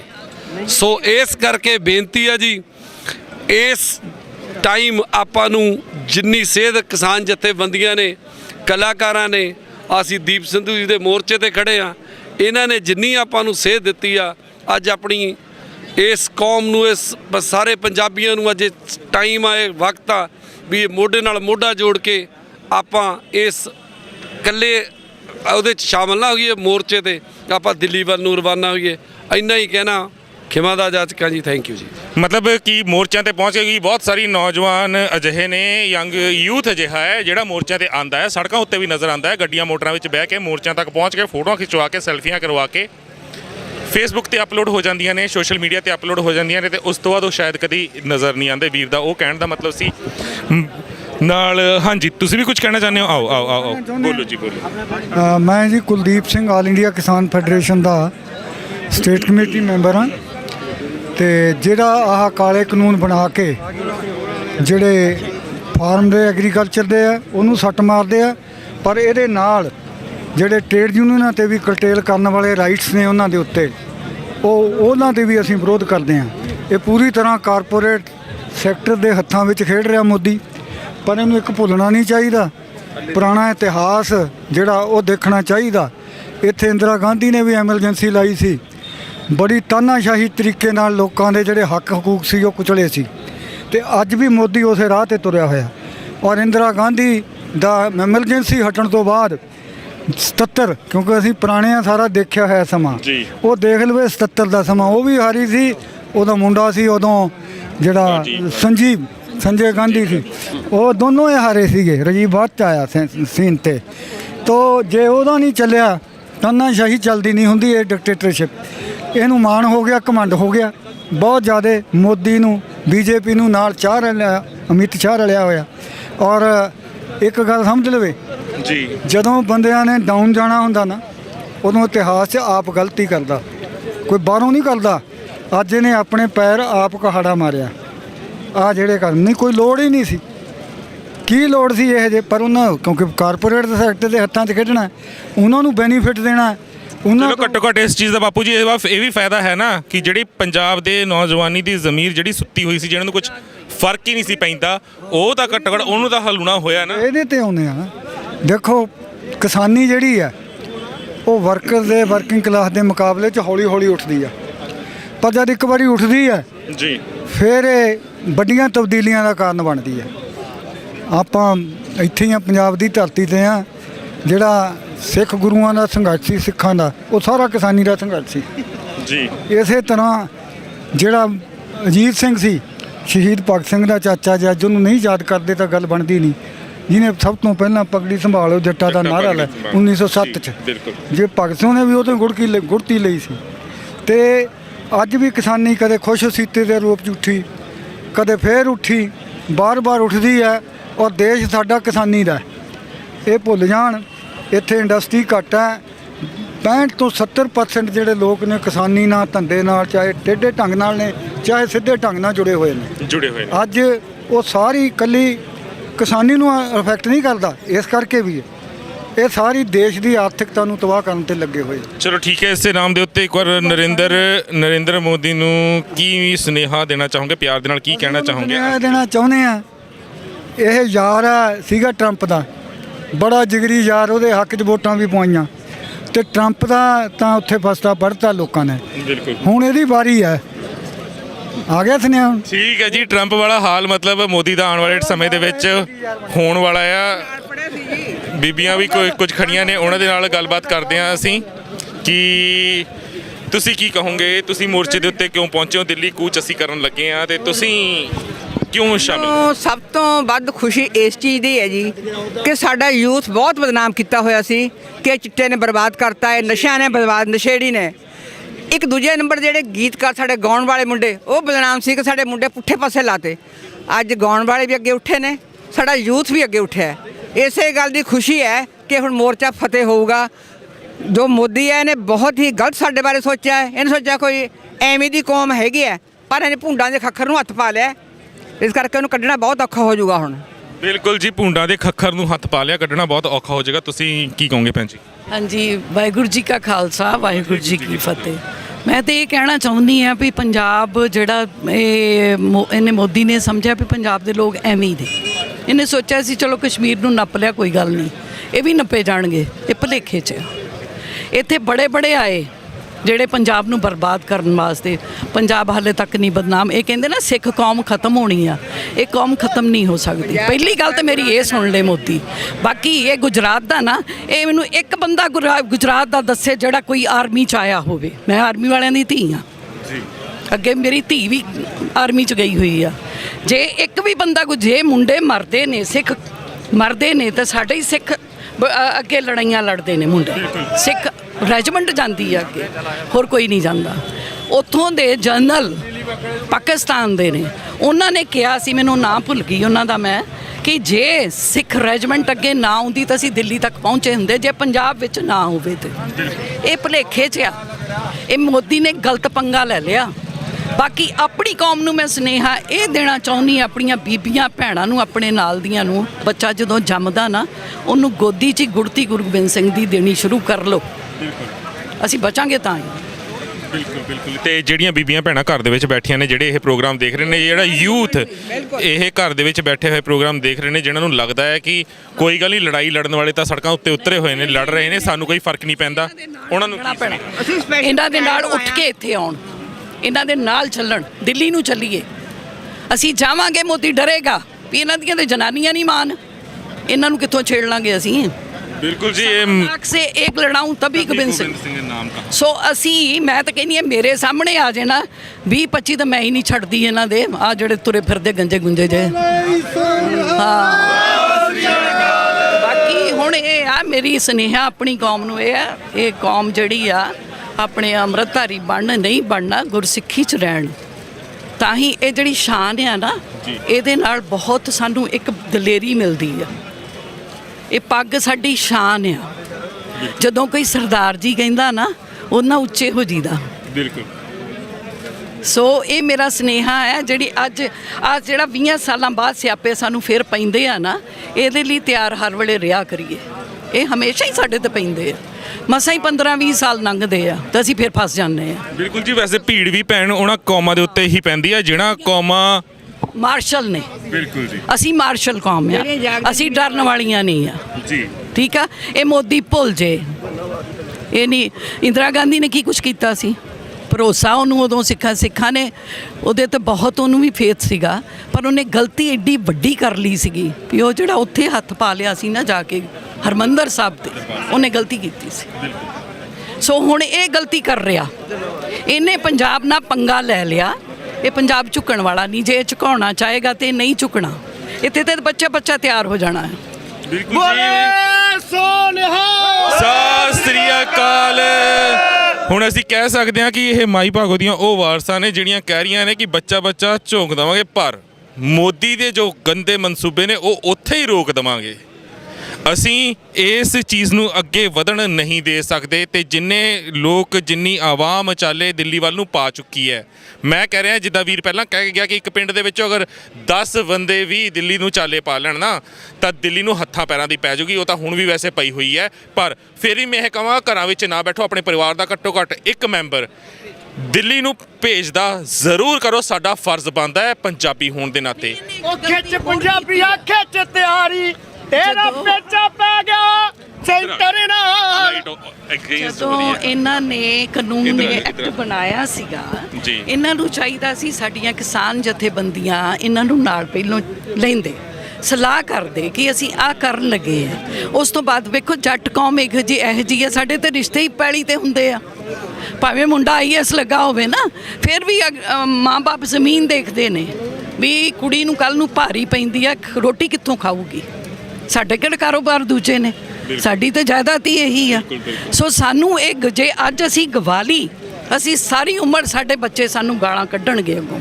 ਇਹਨੂੰ ਬਚਾਉਣਾ ਪੈਣਾ ਹੈ ਤੇ ਆਪਣਾ ਵਜੂਦ ਬਚਾਉਣ ਵਾਸਤੇ, ਆਪਣਾ ਸੱਭਿਆਚਾਰ ਬਚਾਉਣ ਵਾਸਤੇ ਸਾਨੂੰ ਘਰਾਂ ਤੋਂ ਬਾਹਰ ਵੀ ਆਉਣਾ ਪੈਣਾ, ਕਿਉਂਕਿ ਹੁਣ ਲੜਾਈ ਜ਼ਮੀਨ MSP ਦੀ ਨਹੀਂ ਹੈ, ਸੱਭਿਆਚਾਰ ਦੀ ਹੈ, ਸਾਡੀ ਹੋਂਦ ਦੀ ਹੈ, ਹੋਂਦ ਦੀ ਲੜਾਈ, ਸਾਡੀ ਅਣਖ ਦੀ ਹੈ। ਕੋਈ ਮੈਸੇਜ ਅੰਤ ਦੇ ਵਿੱਚ ਮੋਦੀ ਨੂੰ ਜਾਂ ਉਹਨਾਂ ਸਰਕਾਰਾਂ ਨੂੰ ਜਿਹੜੀਆਂ ਸਾਲ ਦਰ ਸਾਲ ਦਹਾਕੇ ਰਾਜ ਕਰਦੀਆਂ ਆਈਆਂ, ਪਰ ਘੱਟ ਗਿਣਤੀਆਂ ਨੂੰ ਹਮੇਸ਼ਾ ਨਿਸ਼ਾਨਾ ਬਣਾਉਂਦੀਆਂ ਆਈਆਂ? ਬਿਲਕੁਲ ਜਿੱਥੇ ਵੀ ਘੱਟ ਗਿਣਤੀ ਲੋਕ ਹੈਗੇ ਨੇ, ਹਮੇਸ਼ਾ ਉੱਥੇ ਕੋਈ ਵੀ ਸਰਕਾਰ ਹੋਵੇ ਉਹਨਾਂ ਨੇ ਨਿਸ਼ਾਨਾ ਬਣਾਇਆ। ਹੁਣ ਸਾਨੂੰ 2% ਕਹਿੰਦੇ ਨੇ, ਪਰ ਹੁਣ ਪਤਾ ਲੱਗ ਜੂ ਮੋਦੀ ਨੂੰ ਕਿ ਅਸੀਂ 2% ਆ, ਕਿ ਅਸੀਂ ਹਮੇਸ਼ਾ ਰਾਜ ਕਰਨ ਵਾਲੇ, ਸਾਰੇ ਦੁਨੀਆ ਤੇ ਰਾਜ ਕਰਨ ਵਾਲੇ ਆ। ਇੱਥੇ ਵੀ ਸਾਡੇ ਪੰਜਾਬੀ ਬੈਠੇ ਨੇ, ਹਰ ਤਾਂ ਸਾਡੇ ਝੰਡੇ ਗੱਡੇ ਹੋਏ ਨੇ। ਬਿਲਕੁਲ।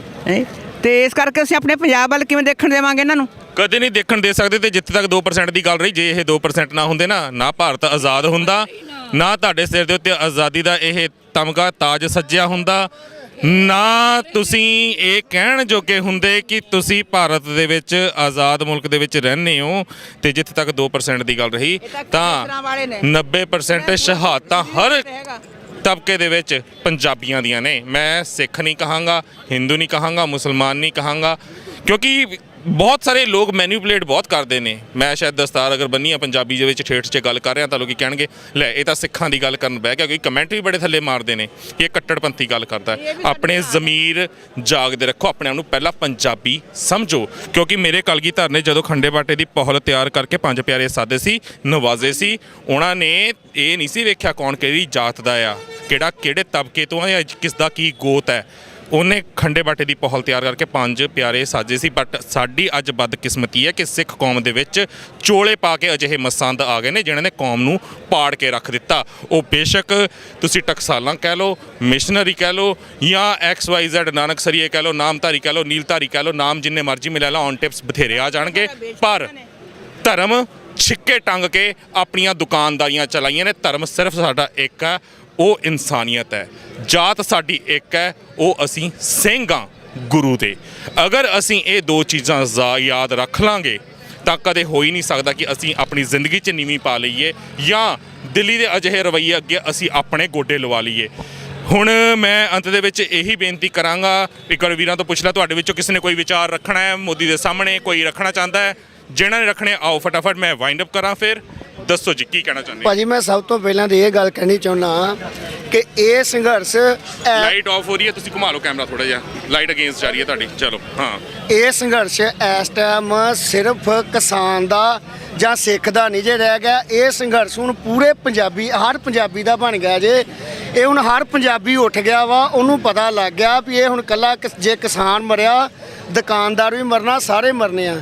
ਤੇ ਕਿਸਾਨ ਹੁਣ ਆਰ ਪਾਰ ਦੀ ਲੜਾਈ ਲੈ ਕੇ ਚੱਲਿਆ ਜੇ। ਸਾਡੀਆਂ ਤੇ ਜਨਾਨੀਆਂ ਨੇ ਸਾਨੂੰ ਇਹ ਗੱਲ ਕਹਿਤੀ ਆ ਵੀ ਜੇ ਤੁਹਾਡੀ ਜਾਨ ਵੀ ਚਲੀ ਗਈ ਤੇ ਕੋਈ ਗੱਲ ਨਹੀਂ, ਅਸੀਂ ਬੱਚੇ ਪਾਲ ਲਾਂਗੀਆਂ, ਥੋੜ੍ਹੀਆਂ ਬਹੁਤੀਆਂ ਜ਼ਮੀਨਾਂ ਹੈਗੀਆਂ, ਪਰ ਇਹ ਹੁਣ ਲੜਾਈ ਨੂੰ ਆਰ ਪਾਰ ਦੀ ਲਾ ਕੇ ਆਇਓ। ਜਿਹੜੇ ਕਹਿੰਦੇ ਆ ਨਾ ਕਿ ਉਹਨੇ ਭੇਜਿਆ ਮੈਂ ਲਿਖਤੀ ਦੇ ਦੇਣਾ, ਨਹੀਂ, ਜਿੰਨਾ ਚਿਰ ਹੁਣ ਆਰਡੀਨੈਂਸ ਵਾਪਸ ਨਹੀਂ ਹੁੰਦੇ ਉਹਨਾਂ ਚਿਰ ਲੜਾਈ ਆਰ ਪਾਰ ਦੀ ਰਹੇਗੀ।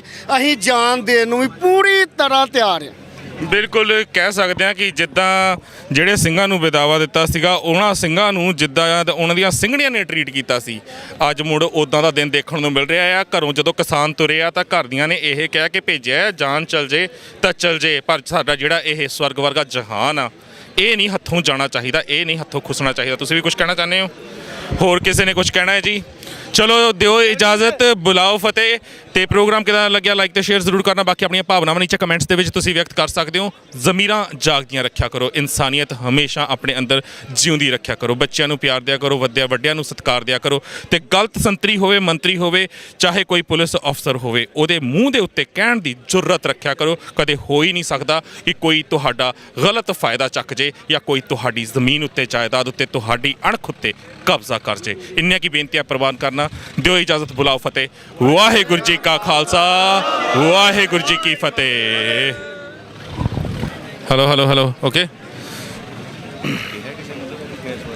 ਵਾਹਿਗੁਰੂ ਜੀ ਕਾ ਖਾਲਸਾ, ਵਾਹਿਗੁਰੂ ਜੀ ਕੀ ਫਤਿਹ। ਸ਼ੰਭੂ ਮੋਰਚੇ ਤੇ ਬੈਠੇ ਹਾਂ ਤੇ ਆਮ ਆਦਮੀ ਪਾਰਟੀ ਦੇ ਵੀ ਕਈ ਨੁਮਾਇੰਦੇ ਇਸ ਵੇਲੇ ਸ਼ੰਭੂ ਮੋਰਚੇ ਤੇ ਪਹੁੰਚੇ ਨੇ ਕਿਸਾਨ ਜਥੇਬੰਦੀਆਂ ਦਾ ਸਾਥ ਦੇਣ ਵਾਸਤੇ। ਮਾਸਟਰ ਬਲਦੇਵ ਸਿੰਘ ਜੈਤੋ ਤੋਂ ਜੋ MLA ਨੇ ਉਹ ਵੀ ਇਸ ਮੋਰਚੇ ਤੇ ਪਹੁੰਚੇ ਨੇ। ਆਓ ਉਹਨਾਂ ਦਾ ਫਤਿਹ ਦੀ ਸਾਂਝ ਪਾਣੇ ਤੇ ਪੁੱਛਦੇ ਹਾਂ ਕਿ ਆਖਿਰ ਆਮ ਆਦਮੀ ਪਾਰਟੀ ਨੂੰ ਮੋਰਚਿਆਂ ਦੇ ਵਿੱਚ ਦੇਖਿਆ ਨਹੀਂ ਸੀਗਾ। ਬੇਸ਼ੱਕ ਭਗਵੰਤ ਮਾਨ ਜਗ੍ਹਾ ਦੇ ਉੱਤੇ ਸੱਥ ਲਗਾ ਰਹੇ ਸੀ, ਲੋਕਾਂ ਨੂੰ ਜਾਗਰੂਕ ਕਰ ਰਹੇ ਸੀ ਪਿੰਡ ਜਾ ਕੇ, ਪਰ ਆਮ ਆਦਮੀ ਪਾਰਟੀ ਦੇ ਨੁਮਾਇੰਦੇ ਇੰਨੀ ਜ਼ਿਆਦਾ ਗਿਣਤੀ ਵਿੱਚ ਪਹਿਲੀ ਵਾਰ ਮੈਂ ਸ਼ੰਭੂ ਮੋਰਚੇ ਤੇ ਦੇਖੇ ਨੇ। ਇਸ ਕਰਕੇ ਮੈਂ ਕਿਹਾ ਇੱਕ ਵਾਰ ਗੱਲ ਕਰਕੇ ਜ਼ਰੂਰ ਜਾਣਨਾ ਚਾਹੀਦਾ ਹੈ ਕਿ ਜੋ ਦਿੱਲੀ ਵੱਲ ਨੂੰ ਹੁਣ ਚੱਲੇ ਪਏ ਨੇ ਉਸ ਤੋਂ ਅੱਗੇ ਦੀ ਰਣਨੀਤੀ ਇਹਨਾਂ ਦੀ ਕੀ ਹੈ। ਵਾਹਿਗੁਰੂ ਜੀ ਕਾ ਖਾਲਸਾ, ਵਾਹਿਗੁਰੂ ਜੀ ਕੀ ਫਤਿਹ। ਵਾਹਿਗੁਰੂ ਜੀ ਕਾ ਖਾਲਸਾ, ਵਾਹਿਗੁਰੂ ਜੀ ਕੀ ਫਤਿਹ।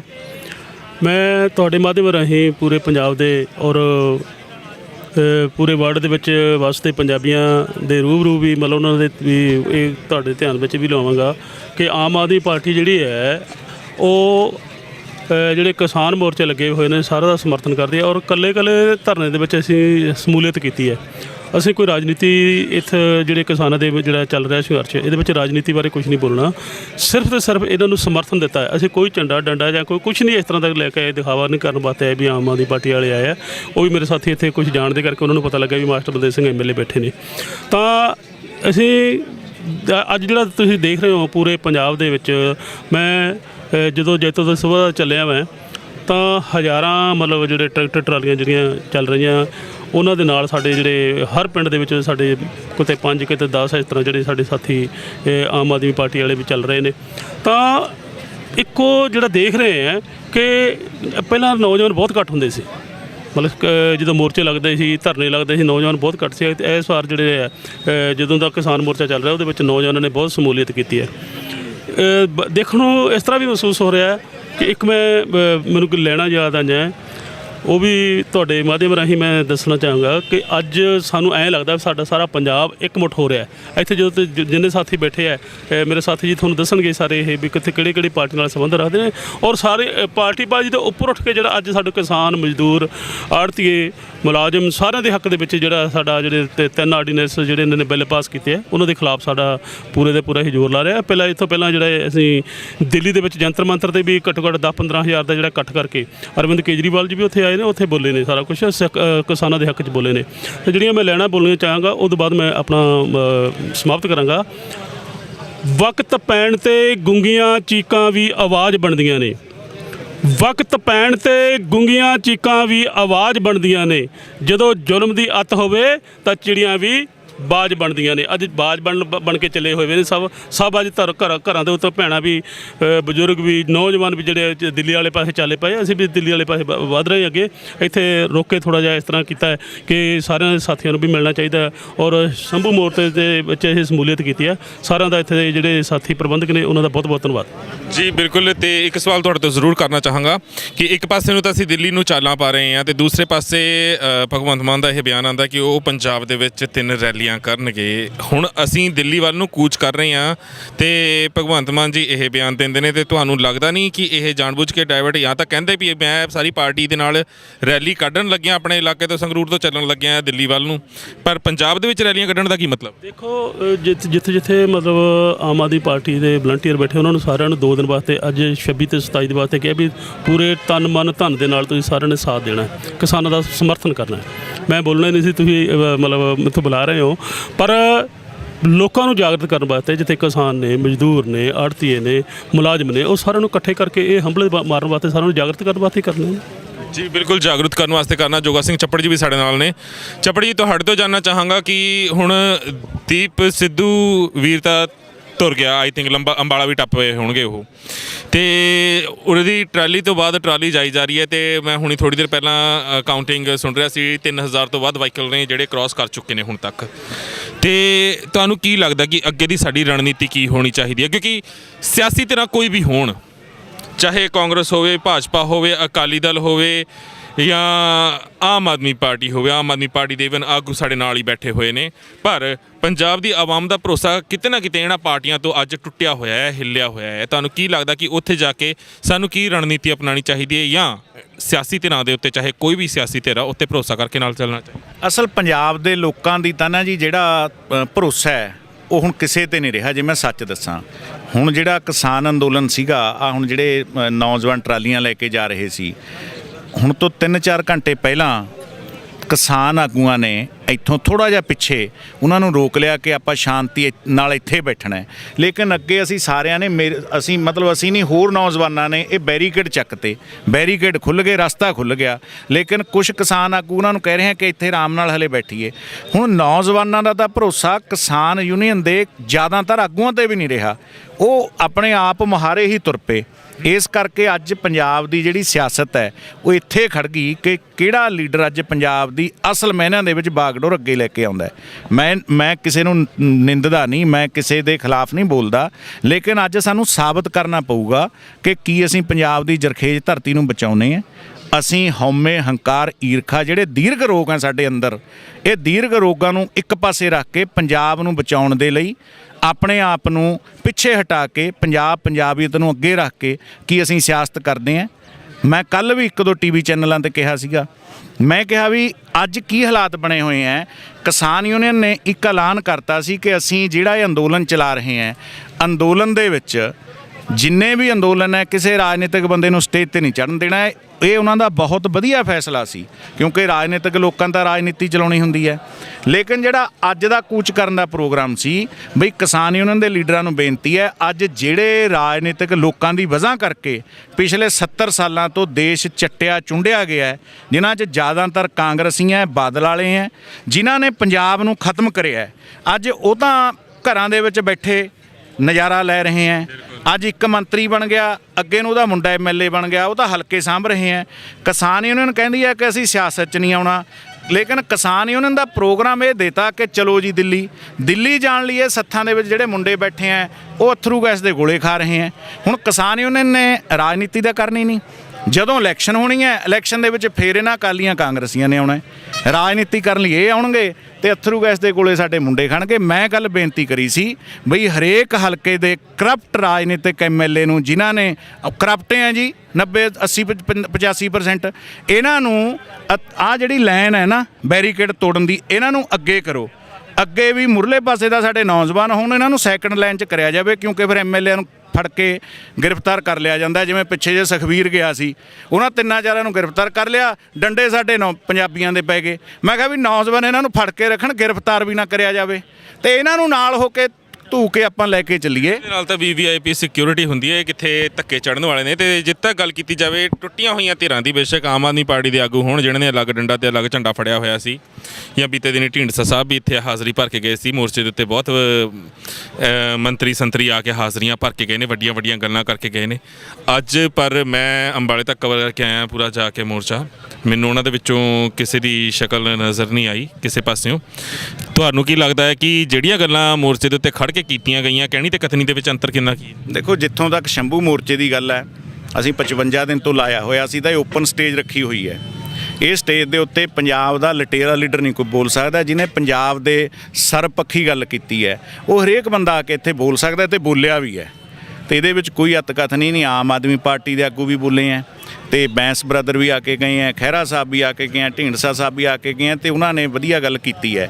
ਰਹੀ ਗੱਲ ਜਿਹੜੀ ਅੱਜ ਦੀ, ਦੀਪ ਸਿੱਧੂ ਵੀ ਅੱਜ ਸਵੇਰ ਦਾ ਟਰਾਲੀ ਤੇ ਚੜ੍ਹ ਕੇ ਅੱਗੇ ਲੰਘ ਗਿਆ। ਸੋ ਮੈਂ ਇਹ ਮਹਿਸੂਸ ਕਰਦਾ ਕਿ ਪੰਜਾਬ ਦਾ ਕਿਸਾਨ ਅੰਦੋਲਨ ਵੀ ਅੱਜ ਕਿਸਾਨਾਂ ਨੇ, ਨੌਜਵਾਨਾਂ ਨੇ ਆਪਣੇ ਹੱਥ ਲੈ ਲਿਆ। ਅੱਜ ਦੇ ਅੰਦੋਲਨ ਤੋਂ ਬਾਅਦ ਰਾਜਸੀ ਜਿਹੜਾ ਦ੍ਰਿਸ਼ ਹੈ ਉਹ ਕਿਹੜੇ ਪਾਸੇ ਜਾਊਗਾ ਉਹ ਹਾਲਾਤ ਦੇਖਣਗੇ। ਲੇਕਿਨ ਭਾਰਤ ਦੇ ਇਤਿਹਾਸ ਉੱਤੇ ਜਿਵੇਂ ਮਾਸਟਰ ਬਲਦੇਵ ਸਿੰਘ ਜੀ, ਭਾਵੇਂ ਇਹ ਆਮ ਆਦਮੀ ਪਾਰਟੀ ਦੇ MLA ਹੈ ਲੇਕਿਨ ਇਮਾਨਦਾਰ ਬੰਦੇ ਹੈ, ਔਰ ਸਾਨੂੰ ਹਰੇਕ ਰਾਜਸੀ ਬੰਦੇ ਨੂੰ ਇੱਕੋ ਨੱਕੇ ਨਹੀਂ ਕੱਢਣਾ ਚਾਹੀਦਾ। ਹਰ ਪਾਰਟੀ ਦੇ ਵਿੱਚ ਕਾਂਗਰਸ 'ਚ ਵੀ 2-4 ਇਮਾਨਦਾਰ ਹੋਣਗੇ, ਅਕਾਲੀ ਦਲ 'ਚ ਵੀ ਹੋਣਗੇ। ਅਕਾਲੀ ਦਲ ਬੜੀ ਵਧੀਆ ਪਾਰਟੀ ਸੀ। ਸੋ ਹਰੇਕ ਪਾਰਟੀ ਚੰਗੇ ਬੰਦੇ ਹੈ, ਹਰ ਪਾਰਟੀ ਦੇ ਵਿੱਚ ਚੰਗੇ ਬੰਦੇ ਬੈਠੇ। ਸੋਚਦੇ ਹਾਂ ਕਿ ਪੰਜਾਬ ਦੇ ਵਿੱਚ ਕੋਈ ਅਜਿਹਾ ਰਾਜਸੀ ਪਿੜ ਹੋਵੇ ਜਿਹੜਾ, ਦੇਖੋ ਕਦੇ ਉਹ ਵੀ ਰਾਜਨੀਤਿਕ ਲੋਕ ਸੀ। ਇੱਕ ਜਗੀਰ ਸਿੰਘ ਤਲਵੰਡੀ ਹੁੰਦੇ ਸੀ, ਉਹਨਾਂ ਦੀ ਪਤਨੀ ਲਾਈਨ ਦੇ ਵਿੱਚ ਲੱਗੀ 1978 'ਚ ਪ੍ਰਕਾਸ਼ ਸਿੰਘ ਬਾਦਲ ਦੀ ਸਰਕਾਰ ਸੀ। ਉਹਨਾਂ ਦੀ ਪਤਨੀ ਲਾਈਨ ਦੇ ਵਿੱਚ ਲੱਗੀ ਸੀਮੈਂਟ ਲੈਣ ਲਈ। ਉਦੋਂ ਪਰਮਿਟਾਂ 'ਤੇ ਸੀਮੈਂਟ ਮਿਲਦਾ ਸੀ। DC ਤੇ SDM ਪੁੱਛਦੇ ਆ, ਮਾਤਾ ਜੀ ਤੁਸੀਂ ਕਿਉਂ ਲਾਈਨ 'ਚ ਲੱਗੇ? ਤੁਸੀਂ ਆਪਣੇ ਉਹ ਮੰਤਰੀ ਸੀਗੇ ਮੌਕੇ 'ਤੇ, ਉਹ ਕਹਿੰਦੇ ਸਾਨੂੰ ਹੁਕਮ ਕਰ ਦਿੰਦੇ। ਉਹ ਕਹਿੰਦੇ ਮੈਂ ਜਥੇਦਾਰ ਜੀ ਨੂੰ ਕਿਹਾ ਸੀ ਛੱਤ ਚੋਣ ਵਾਲੀ ਹੈ, ਮੈਨੂੰ ਸੀਮੈਂਟ ਲਿਆ ਦਿਓ। ਉਹ ਕਹਿੰਦੇ ਵੀ ਜੋ ਲੋਕਾਂ ਦੇ ਲਈ ਅਸੂਲ ਹੈ ਉਵੇਂ ਜਾ ਕੇ ਸੀਮੈਂਟ ਲੈ ਕੇ ਆਈ। ਇੱਕ ਪਾਸੇ ਉਹੇ ਜਿਹੇ ਮੰਤਰੀ ਸੀਗੇ ਤੇ ਇੱਕ ਪਾਸੇ ਉਹੀ ਸਰਕਾਰ 78 'ਚ ਪਹਿਲੀ 77 'ਚ ਪ੍ਰਕਾਸ਼ ਸਿੰਘ ਬਾਦਲ ਦੀ ਸਰਕਾਰ ਬਣੀ। ਲੇਕਿਨ ਉੱਥੋਂ ਮੁੱਢ ਪ੍ਰਕਾਸ਼ ਸਿੰਘ ਬਾਦਲ ਦਾ ਬੰਨਿਆ ਹੋਇਆ ਅੱਜ ਆਪਾਂ ਸੋਚ ਵੀ ਨਹੀਂ ਸਕਦੇ ਕਿ ਦੁਨੀਆ ਦੇ ਵਿੱਚ 5ਵੇਂ-6ਵੇਂ ਨੰਬਰ ਦਾ ਅਮੀਰ ਸਿੱਖ ਬਾਦਲ ਪਰਿਵਾਰ ਬਣਿਆ ਹੋਇਆ, ਜਿਹਨੇ ਬਣਿਆ ਵੀ ਹੈ। ਤਾਂ ਪਰ ਕਹਿ ਸਕਦੇ ਆ ਪੰਜਾਬ ਦਾ ਜਾਂ ਪੰਜਾਬੀਅਤ ਦਾ ਜਾਂ ਸਿੱਖ ਕੌਮ ਦਾ ਬੇੜਾ ਕਰ ਕਰਕੇ ਬਣਿਆ ਹੈ। ਤੇ ਕੋਈ ਗੱਲ ਨਹੀਂ ਜੀ, ਵੱਡੇ ਵੱਡੇ ਕਹਿੰਦੇ ਨੇ ਕਿ ਤਖਤਾਂ ਨੂੰ ਫਰਕ ਨਹੀਂ ਪੈਂਦਾ, ਤਾਜਾਂ ਨੂੰ ਫਰਕ ਨਹੀਂ ਪੈਂਦਾ। ਰਾਜ ਭੋਗਣ ਵਾਲਿਆਂ ਨੂੰ ਫਰਕ ਜ਼ਰੂਰ ਪਵੇਗਾ, ਰਾਜਾਂ ਨੂੰ ਫਰਕ ਜ਼ਰੂਰ ਪਵੇਗਾ। ਕਿਉਂਕਿ ਤਾਨਾਸ਼ਾਹੀ ਰਵੱਈਏ ਦੇ ਨਾਲ ਜਿਸ ਨੇ ਵੀ ਅੱਜ ਤੱਕ ਹੁਕੂਮਤਾਂ ਚਲਾਈਆਂ ਨੇ, ਉਹ ਹੁਕੂਮਤਾਂ ਬਹੁਤ ਲੰਬੇ ਸਮੇਂ ਤੱਕ ਬਰਕਰਾਰ ਨਹੀਂ ਰਹੀਆਂ। ਅੱਜ ਨਹੀਂ ਤਾਂ ਕੱਲ੍ਹ ਉਹ ਨੇਸ ਤੋਂ ਨਾਬੂਦ ਹੋਈਆਂ ਹੀ ਨੇ। ਹੋਰ ਵੀ ਬਹੁਤ ਸਾਰੇ ਆਗੂ ਇੱਥੇ ਬੈਠੇ ਹੋਏ ਨੇ ਆਮ ਆਦਮੀ ਪਾਰਟੀ ਤੋਂ ਨੇ। ਤੁਸੀਂ ਕੁਝ ਕਹਿਣਾ ਚਾਹੋਗੇ ਇਸ ਮੌਕੇ ਦੇ ਉੱਤੇ? ਅਖੰਡ ਬਾਣੀ ਦੇ ਸਾਰੇ ਸਰੋਤਿਆਂ ਨੂੰ ਵਾਹਿਗੁਰੂ ਜੀ ਕਾ ਖਾਲਸਾ, ਵਾਹਿਗੁਰੂ ਜੀ ਕੀ ਫਤਿਹ। ਮੈਂ ਅੱਜ ਤੁਹਾਡੇ ਮਾਧਿਅਮ ਰਾਹੀਂ ਇਹ ਕਹਿਣਾ ਚਾਹੁੰਦਾ ਵੀ ਜਿਹੜਾ ਇਹ ਆਵਾਮ ਅੱਜ ਇੰਨਾ ਚੱਲਿਆ, ਨੌਜਵਾਨਾਂ ਦਾ ਇਕੱਠ ਚੱਲਿਆ, ਕਿਸਾਨਾਂ ਦਾ ਇਕੱਠ ਚੱਲਿਆ, ਇਹ ਜਿਹੜੇ 3 ਆਰਡੀਨੈਂਸ ਮੋਦੀ ਨੇ ਥੋਪੇ ਆ ਇਹਨਾਂ ਦੇ ਵਿਰੁੱਧ ਚੱਲਿਆ।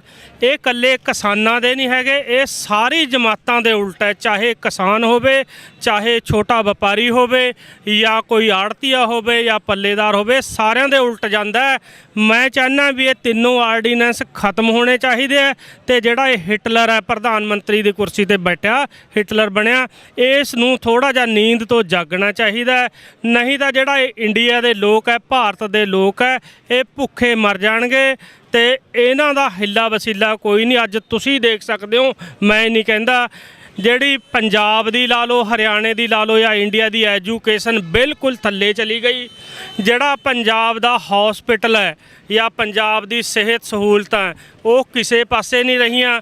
ਜੇ ਤੁਸੀਂ ਸਰਕਾਰੀ ਹੌਸਪੀਟਲ 'ਚ ਜਾਂਦੇ ਹੋ ਤਾਂ ਬਿਲਕੁਲ ਇਲਾਜ ਨਹੀਂ ਹੁੰਦਾ। ਜੇ ਤੁਸੀਂ ਪ੍ਰਾਈਵੇਟ ਹੌਸਪੀਟਲ 'ਚ ਜਾਂਦੇ ਹੋ ਤਾਂ ਤੁਹਾਡੀ ਜੇਬ ਕਤਰ ਲਈ ਜਾਂਦੀ ਹੈ, ਜੇਬ ਪਿੱਛੇ ਨਹੀਂ ਬਚਦੀ। ਇਸ ਕਰਕੇ ਮੈਂ ਚਾਹੁੰਦਾ ਵੀ ਜਿਹੜੇ, ਜਿਵੇਂ ਬਾਕੀ ਸਰੋਤਿਆਂ ਨੇ ਕਿਹਾ, ਜਿਹੜੇ ਇਹ ਸਿਆਸੀ ਲੋਕ ਹੈ ਇਹਨਾਂ ਨੇ ਪੰਜਾਬ ਦਾ ਪੱਠਾ ਬਿਠਾਤਾ, ਪੰਜਾਬੀ ਬੋਲੀ ਦਾ ਪੱਠਾ ਬਿਠਾਤਾ, ਪੰਜਾਬ ਨੂੰ ਜੀਣ ਜੋਗਾ ਨਹੀਂ ਰਹਿਣ ਦਿੱਤਾ। ਤੇ ਇਸ ਤੋਂ ਉਲਟ ਜੇ ਆਪਾਂ ਹੁਣ ਗੱਲ ਕਰੀਏ ਭਾਰਤ ਦੀ, ਭਾਰਤ ਦਾ ਪ੍ਰਧਾਨ ਮੰਤਰੀ ਵੀ ਲੋਕਾਂ ਨੂੰ ਮਾਰਨ ਜਾ ਰਿਹਾ ਹੈ। ਇਹੋ ਜਿਹੇ ਲੋਕਾਂ ਨੂੰ ਇਹੋ ਜਿਹੀ ਸਿਆਸਤ ਤੋਂ ਉੱਪਰ ਉੱਠਣਾ ਚਾਹੀਦਾ।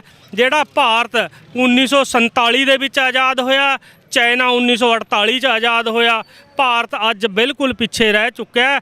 ਭਾਰਤ ਜਿਹੜਾ ਜਦੋਂ ਆਜ਼ਾਦ ਹੋਇਆ ਇਹ ਬਿਲਕੁਲ ਗਲਤ ਲੋਕਾਂ ਦੇ ਹੱਥਾਂ 'ਚ ਚਲਾ ਗਿਆ। ਜਿਹੜੇ ਸਿਆਸੀ ਲੋਕ ਹੈ ਉਹ ਬਿਲਕੁਲ ਗਲਤ ਹੈ। ਜੇ ਉਸ ਟਾਈਮ ਸਿਆਸਤ ਵਧੀਆ ਇਹਨੂੰ ਸਾਂਭ ਲੈਂਦੀ, ਨਾ ਅੱਜ ਪਾਕਿਸਤਾਨ ਹੋਣਾ ਸੀ, ਨਾ ਬੰਗਲਾਦੇਸ਼ ਹੋਣਾ ਸੀ, ਅੱਜ ਇਕੱਠਾ ਭਾਰਤ ਹੋਣਾ ਸੀ ਤੇ ਅੱਜ ਭਾਰਤ ਵਰਲਡ ਦਾ ਇੱਕ ਨੰਬਰ ਦਾ ਦੇਸ਼ ਹੋਣਾ ਸੀ। ਇਸ ਕਰਕੇ ਗੰਦੇ ਸਿਆਸਤੀ ਜਿਹੜੇ ਲੋਕ ਹੈ ਇਹਨਾਂ ਤੋਂ ਬਚਣਾ ਚਾਹੀਦਾ। ਇਹਨਾਂ ਤੋਂ ਛੁਟਕਾਰਾ ਕਿਸ ਤਰੀਕੇ ਨਾਲ ਮਿਲ ਸਕਦਾ ਹੈ ਇਹ ਆਪਾਂ ਨੂੰ ਸਾਰਿਆਂ ਨੂੰ ਰਲ ਕੇ ਸੋਚਣਾ ਪਊਗਾ। ਪਰ ਜੇ ਆਪਾਂ ਗੱਲ ਪੰਜਾਬ ਦੀ ਕਰੀਏ, ਪੰਜਾਬ ਦੇ ਵਿੱਚ ਜਿਹੜੀ ਕਾਂਗਰਸ ਰਾਜ ਕਰਕੇ ਗਈ ਹੈ, ਜਿਹੜਾ ਅੱਜ ਕਾਂਗਰਸ ਰਾਜ ਕਰ ਰਹੀ ਹੈ, ਇਸ ਦੀ ਕਿਤੇ ਨਾ ਕਿਤੇ ਗਲਤੀਆਂ, ਜੇ ਇਹ ਕਿਤੇ ਸਹੀ ਤਰੀਕੇ ਨਾਲ ਇਸ ਮੁੱਦੇ ਨੂੰ ਸਹੀ ਤਰੀਕੇ ਨਾਲ ਵਿਚਾਰਦਾ ਤਾਂ ਅੱਜ ਇਹ ਟਾਈਮ ਨਾ ਆਉਂਦਾ ਕਿਸਾਨਾਂ ਨੂੰ ਤੇ ਹੋਰ ਵਰਗਾਂ ਨੂੰ ਅੱਜ ਸੜਕਾਂ ਤੇ ਨਾ ਰੁਲਣਾ ਪੈਂਦਾ, ਨਾ ਧਰਨੇ ਲਾਣੇ ਪੈਂਦੇ। ਮੇਰੀ ਇਹ ਬੇਨਤੀਆਂ। ਵਾਹਿਗੁਰੂ ਜੀ ਵਾਹਿਗੁਰੂ। ਕਿਉਂਕਿ ਅਗਰ ਸਿਆਸਤਦਾਨ ਸਾਡੇ ਚੰਗੇ ਹੋਣ, ਜੇ ਉਹਨਾਂ ਦੀਆਂ ਜ਼ਮੀਰਾਂ ਜਾਗਦੀਆਂ ਹੋਣ, ਜੇ ਉਹ ਕੁਰਸੀਆਂ ਤੇ ਬਹਿ ਕੇ ਆਪਣੀਆਂ ਜ਼ਿੰਮੇਵਾਰੀਆਂ ਨਿਭਾਉਣਾ ਜਾਣਦੇ ਹੋਣ, ਕਿਉਂਕਿ ਉਹਨਾਂ ਨੂੰ ਉਸ ਕੁਰਸੀਆਂ ਤੇ ਬਿਠਾਉਣ ਵਾਲੀ ਆਵਾਮ ਹੈ। ਇੱਕ ਵੋਟ ਜਦੋਂ ਪਾਈ ਜਾਂਦੀ ਹੈ, ਮਤਦਾਨ ਤਾਂ ਹੀ ਕਿਹਾ ਜਾਂਦਾ ਹੈ। ਸੋਚ ਸਮਝ ਕੇ ਦਾਨ ਕਰਦੇ ਹਾਂ ਜਿਸ ਦਾ ਅਸੀਂ। ਪਰ ਅਕਾਲੀ ਦਲ ਨੇ, ਕਾਂਗਰਸ ਨੇ ਤੁਹਾਨੂੰ ਲਾਲਚ ਅਜਿਹੇ ਲਾਤੇ, ਕਿਤੇ ਦਾਰੂ ਦੀ ਬੋਤਲ ਪਿੱਛੇ ਵਿਕ ਜਾਂਦੇ ਹੋ, ਕਿਤੇ 500 ਦੇ ਨੋਟ ਪਿੱਛੇ ਜਾਂ ਕਿਤੇ ਕਿਸੇ ਹੋਰ ਲਾਲਚ ਪਿੱਛੇ, ਜਿਸ ਨੇ ਸਾਡੀਆਂ ਬੇੜੀਆਂ 'ਚ ਬੱਟੇ ਪਹਿਲਾਂ ਹੀ ਪਏ ਸੀ, ਅੱਜ ਵੀ ਪਾਏ ਹੋਏ ਨੇ। ਤਾਂ ਹੋ ਸਕਦਾ ਹੈ ਜੇਕਰ ਅਜੇ ਵੀ ਇਹਨਾਂ ਮੋਰਚਿਆਂ ਤੋਂ ਬਾਅਦ, ਇਸ ਇੱਕ ਵੱਡੇ ਸੈਲਾਬ ਤੋਂ ਬਾਅਦ ਤੁਹਾਡੀਆਂ ਅੱਖਾਂ ਨਾ ਖੁੱਲੀਆਂ ਤੇ ਕੱਲ ਨੂੰ ਫਿਰ ਤਾਂ ਤੁਸੀਂ ਆਪ ਆਪਣੇ ਹੱਥੀਂ ਪੰਜਾਬ ਦੀ ਜੋ ਪੰਜਾਬ ਦਾ ਭਵਿੱਖ ਹੈ ਉਹਦੀਆਂ ਬੇੜੀਆਂ 'ਚ ਬੱਟੇ ਪਾਓਗੇ। ਇੱਕ ਨੌਜਵਾਨ ਵੀ ਨਾਲ ਬੈਠੇ ਹੈ, ਉਸ ਤੋਂ ਵੀ ਜਾਣਦੇ ਹਾਂ ਕਿ ਤੁਸੀਂ ਕੀ ਸੋਚਦੇ ਹੋ ਕਿ ਸਿਆਸਤ ਹਰ ਤਰ੍ਹਾਂ ਦੀ ਪੰਜਾਬ ਦੇ ਭਾਰਤ ਨੇ ਭੋਗੀ ਹੈ। ਤਾਨਾਸ਼ਾਹੀ ਰਵੱਈਆ ਪੰਜਾਬ ਨੇ ਹਮੇਸ਼ਾ ਦੇਖਿਆ ਤੇ ਕੇਂਦਰ ਦਾ ਤਾਂ ਹਾਲ ਪੰਜਾਬ ਦੇ ਨਾਲ ਕਹਿ ਸਕਦੇ ਹਾਂ ਕਿ ਇੱਟ ਕੁੱਤੇ ਵਾਲਾ ਵੈਰ ਚੱਲਿਆ ਰਿਹਾ। ਹਰ 15 ਕਿ 10 ਸਾਲਾਂ ਬਾਅਦ ਕੁਝ ਨਾ ਕੁਝ ਅਜਿਹਾ ਕਰਦੇ ਹੀ ਨੇ ਕਿ ਜਿੱਥੇ ਘਾਣ ਹੋਣਾ ਹੀ ਹੁੰਦਾ ਹੈ ਪੰਜਾਬ ਦਾ। ਪਰ ਇਹ ਜਿਹੜਾ ਚੱਕਰ ਚੱਲ ਰਿਹਾ ਹੈ 1947 ਤੋਂ ਬਾਅਦ ਲਗਾਤਾਰ ਹੁਣ ਤੱਕ ਵਿਤਕਰੇ ਦਾ, ਇਹ ਕਿੱਦਾਂ ਅਸੀਂ ਮੁਕਾ ਸਕਦੇ ਹਾਂ, ਕਿੱਦਾਂ ਮੁੱਕ ਸਕਦੇ ਹਾਂ? ਆਪਣੀ ਇੰਟਰੋਡਕਸ਼ਨ ਦੇ ਕੇ ਗੱਲ। ਮੇਰਾ ਨਾਮ ਅਸ਼ੋਕ ਸਰਸਵਾਲਾ ਜੀ ਔਰ ਐਸਸੀ ਵਿੰਗ ਦਾ ਜ਼ਿਲ੍ਹਾ ਮੈਂ ਪ੍ਰਧਾਨ ਰਿਹਾ ਪਿੱਛੇ। ਔਰ ਜਿਹੜੀ ਗੱਲ ਤੁਸੀਂ ਕਹਿ ਰਹੇ ਹੋ ਕਿ ਕਿੱਦਾਂ ਇਹ ਮੁੱਕ ਸਕਦਾ ਆ, ਮੁੱਕਣ ਵਾਲੀ ਤਾਂ ਗੱਲ ਇੱਦਾਂ ਜੀ, ਜਿੱਦਾਂ ਆ ਤੁਸੀਂ ਰੋਡ ਦੇਖ ਹੀ ਰਹੇ ਹੋ, ਨੌਜਵਾਨ ਸਾਡੇ ਮੇਰੀ ਉਮਰ ਦੇ ਹੀ ਨੌਜਵਾਨ ਜਿਹੜੇ ਬੈਰੀਗੇਟਰ ਤੋੜ ਕੇ ਗਏ ਔਰ ਜਿਹੜੇ ਅੱਗੇ ਵੀ ਬੈਰੀਗੇਟਰ ਮਿਲਣਗੇ, ਚਾਹੇ ਉਹ ਨਰਿੰਦਰ ਮੋਦੀ ਵੱਡੇ ਤੋਂ ਵੱਡੀ ਜਿਹੜੀ ਆ ਦੀਵਾਰ ਖੜੀ ਕਰ ਦੇਵੇ ਉਹ ਵੀ ਤੋੜਨਗੇ। ਔਰ ਨੌਜਵਾਨਾਂ ਨੇ ਇਹ ਤਾਕਤ ਬਦਲਣਾ ਹੈ, ਪਰ ਕਿਤੇ ਨਾ ਕਿਤੇ ਸੋਚਿਆ ਜਾਵੇ ਤਾਂ ਗੱਲ ਰਾਜਨੀਤੀ ਦੀ ਆ ਜਾਂਦੀ ਆ।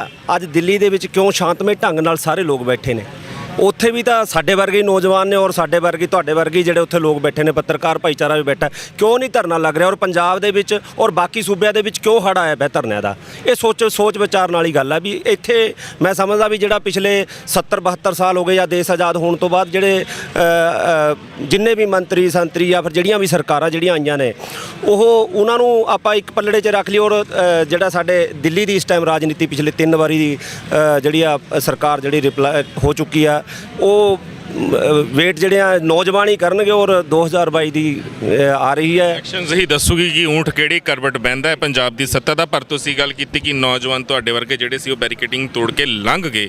ਪਰ ਅਗਰ ਪੰਜਾਬ ਦੀ ਸੱਤਾ ਦੀ ਗੱਲ ਕੀਤੀ ਜਾਵੇ, ਸਿਆਸਤ ਦੀ ਗੱਲ ਕੀਤੀ ਜਾਵੇ, ਪਾਰਟੀਆਂ ਦੇ ਅੰਦਰੂਨੀ ਬੈਰੀਕੇਡਿੰਗ ਦੀ ਗੱਲ ਕੀਤੀ ਜਾਵੇ ਤਾਂ ਬਹੁਤ ਸਾਰੇ ਐਮਐਲਏ ਆਮ ਆਦਮੀ ਪਾਰਟੀ ਦੇ ਵੀ ਅਜਿਹੇ ਸੀ ਜਿਹੜੇ ਛੱਡ ਕੇ ਰਵਾਨਾ ਹੋ ਗਏ ਤੇ ਆਪਣਾ ਝੰਡਾ ਆਪਣਾ ਡੰਡਾ ਕਰਦੇ ਆ। ਤੁਹਾਨੂੰ ਕੀ ਲੱਗਦਾ ਕਿਉਂ ਆਮ ਆਦਮੀ ਪਾਰਟੀ ਆਪਣੇ ਚਾਰੋਂ ਪਾਸੇ ਅਜਿਹੀ ਬੈਰੀਕੇਡਿੰਗ ਨਹੀਂ ਕਰ ਸਕੀ ਕਿ ਇਕਜੁੱਟ ਇੱਕ ਮੁੱਠ ਆਪਣੇ ਹੀ ਆਗੂਆਂ ਨੂੰ ਰੱਖ ਸਕੇ?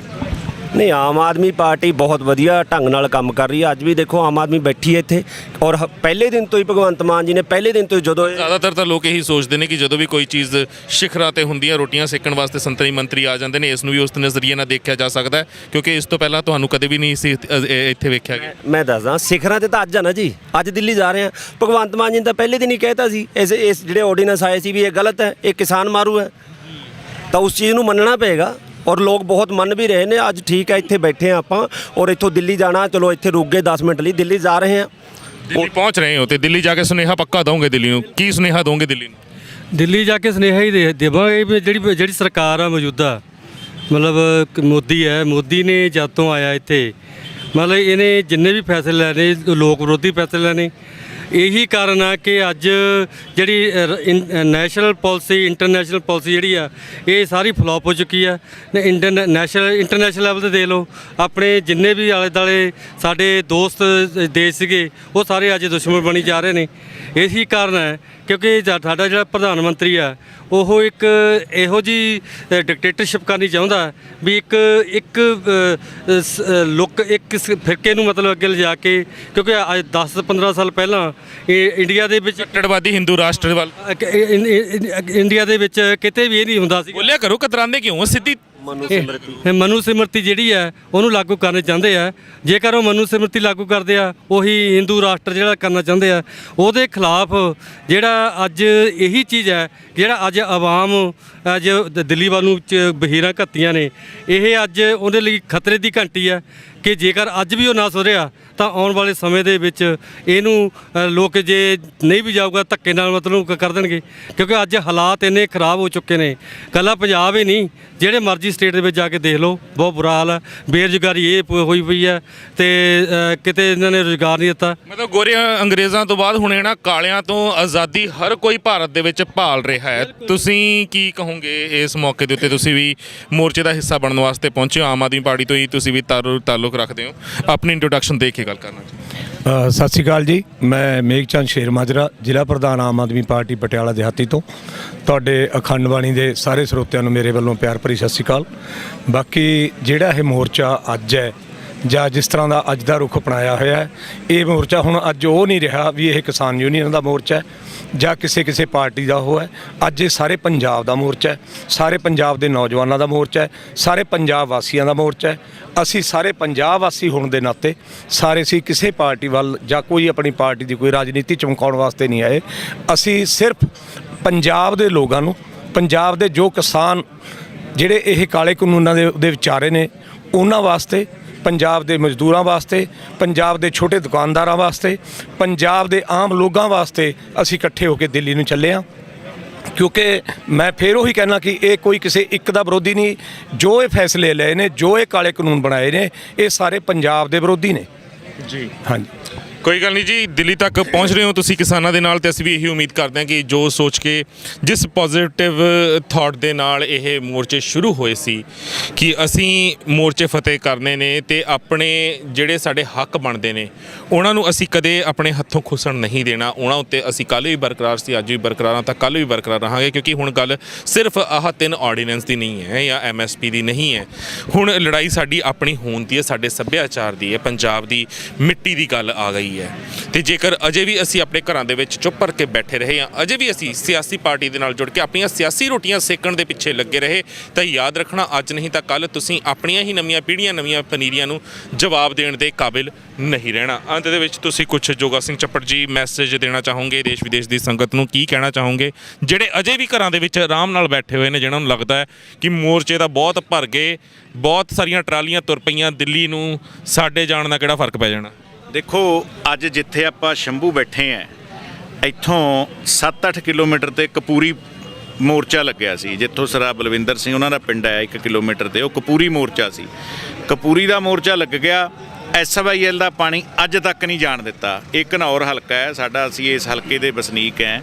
ਲੇਕਿਨ ਇਹ ਵੀ ਦੱਸ ਦਿੰਦੇ ਹਾਂ, ਸ਼ੰਭੂ ਮੋਰਚਾ ਲਾਤਾ।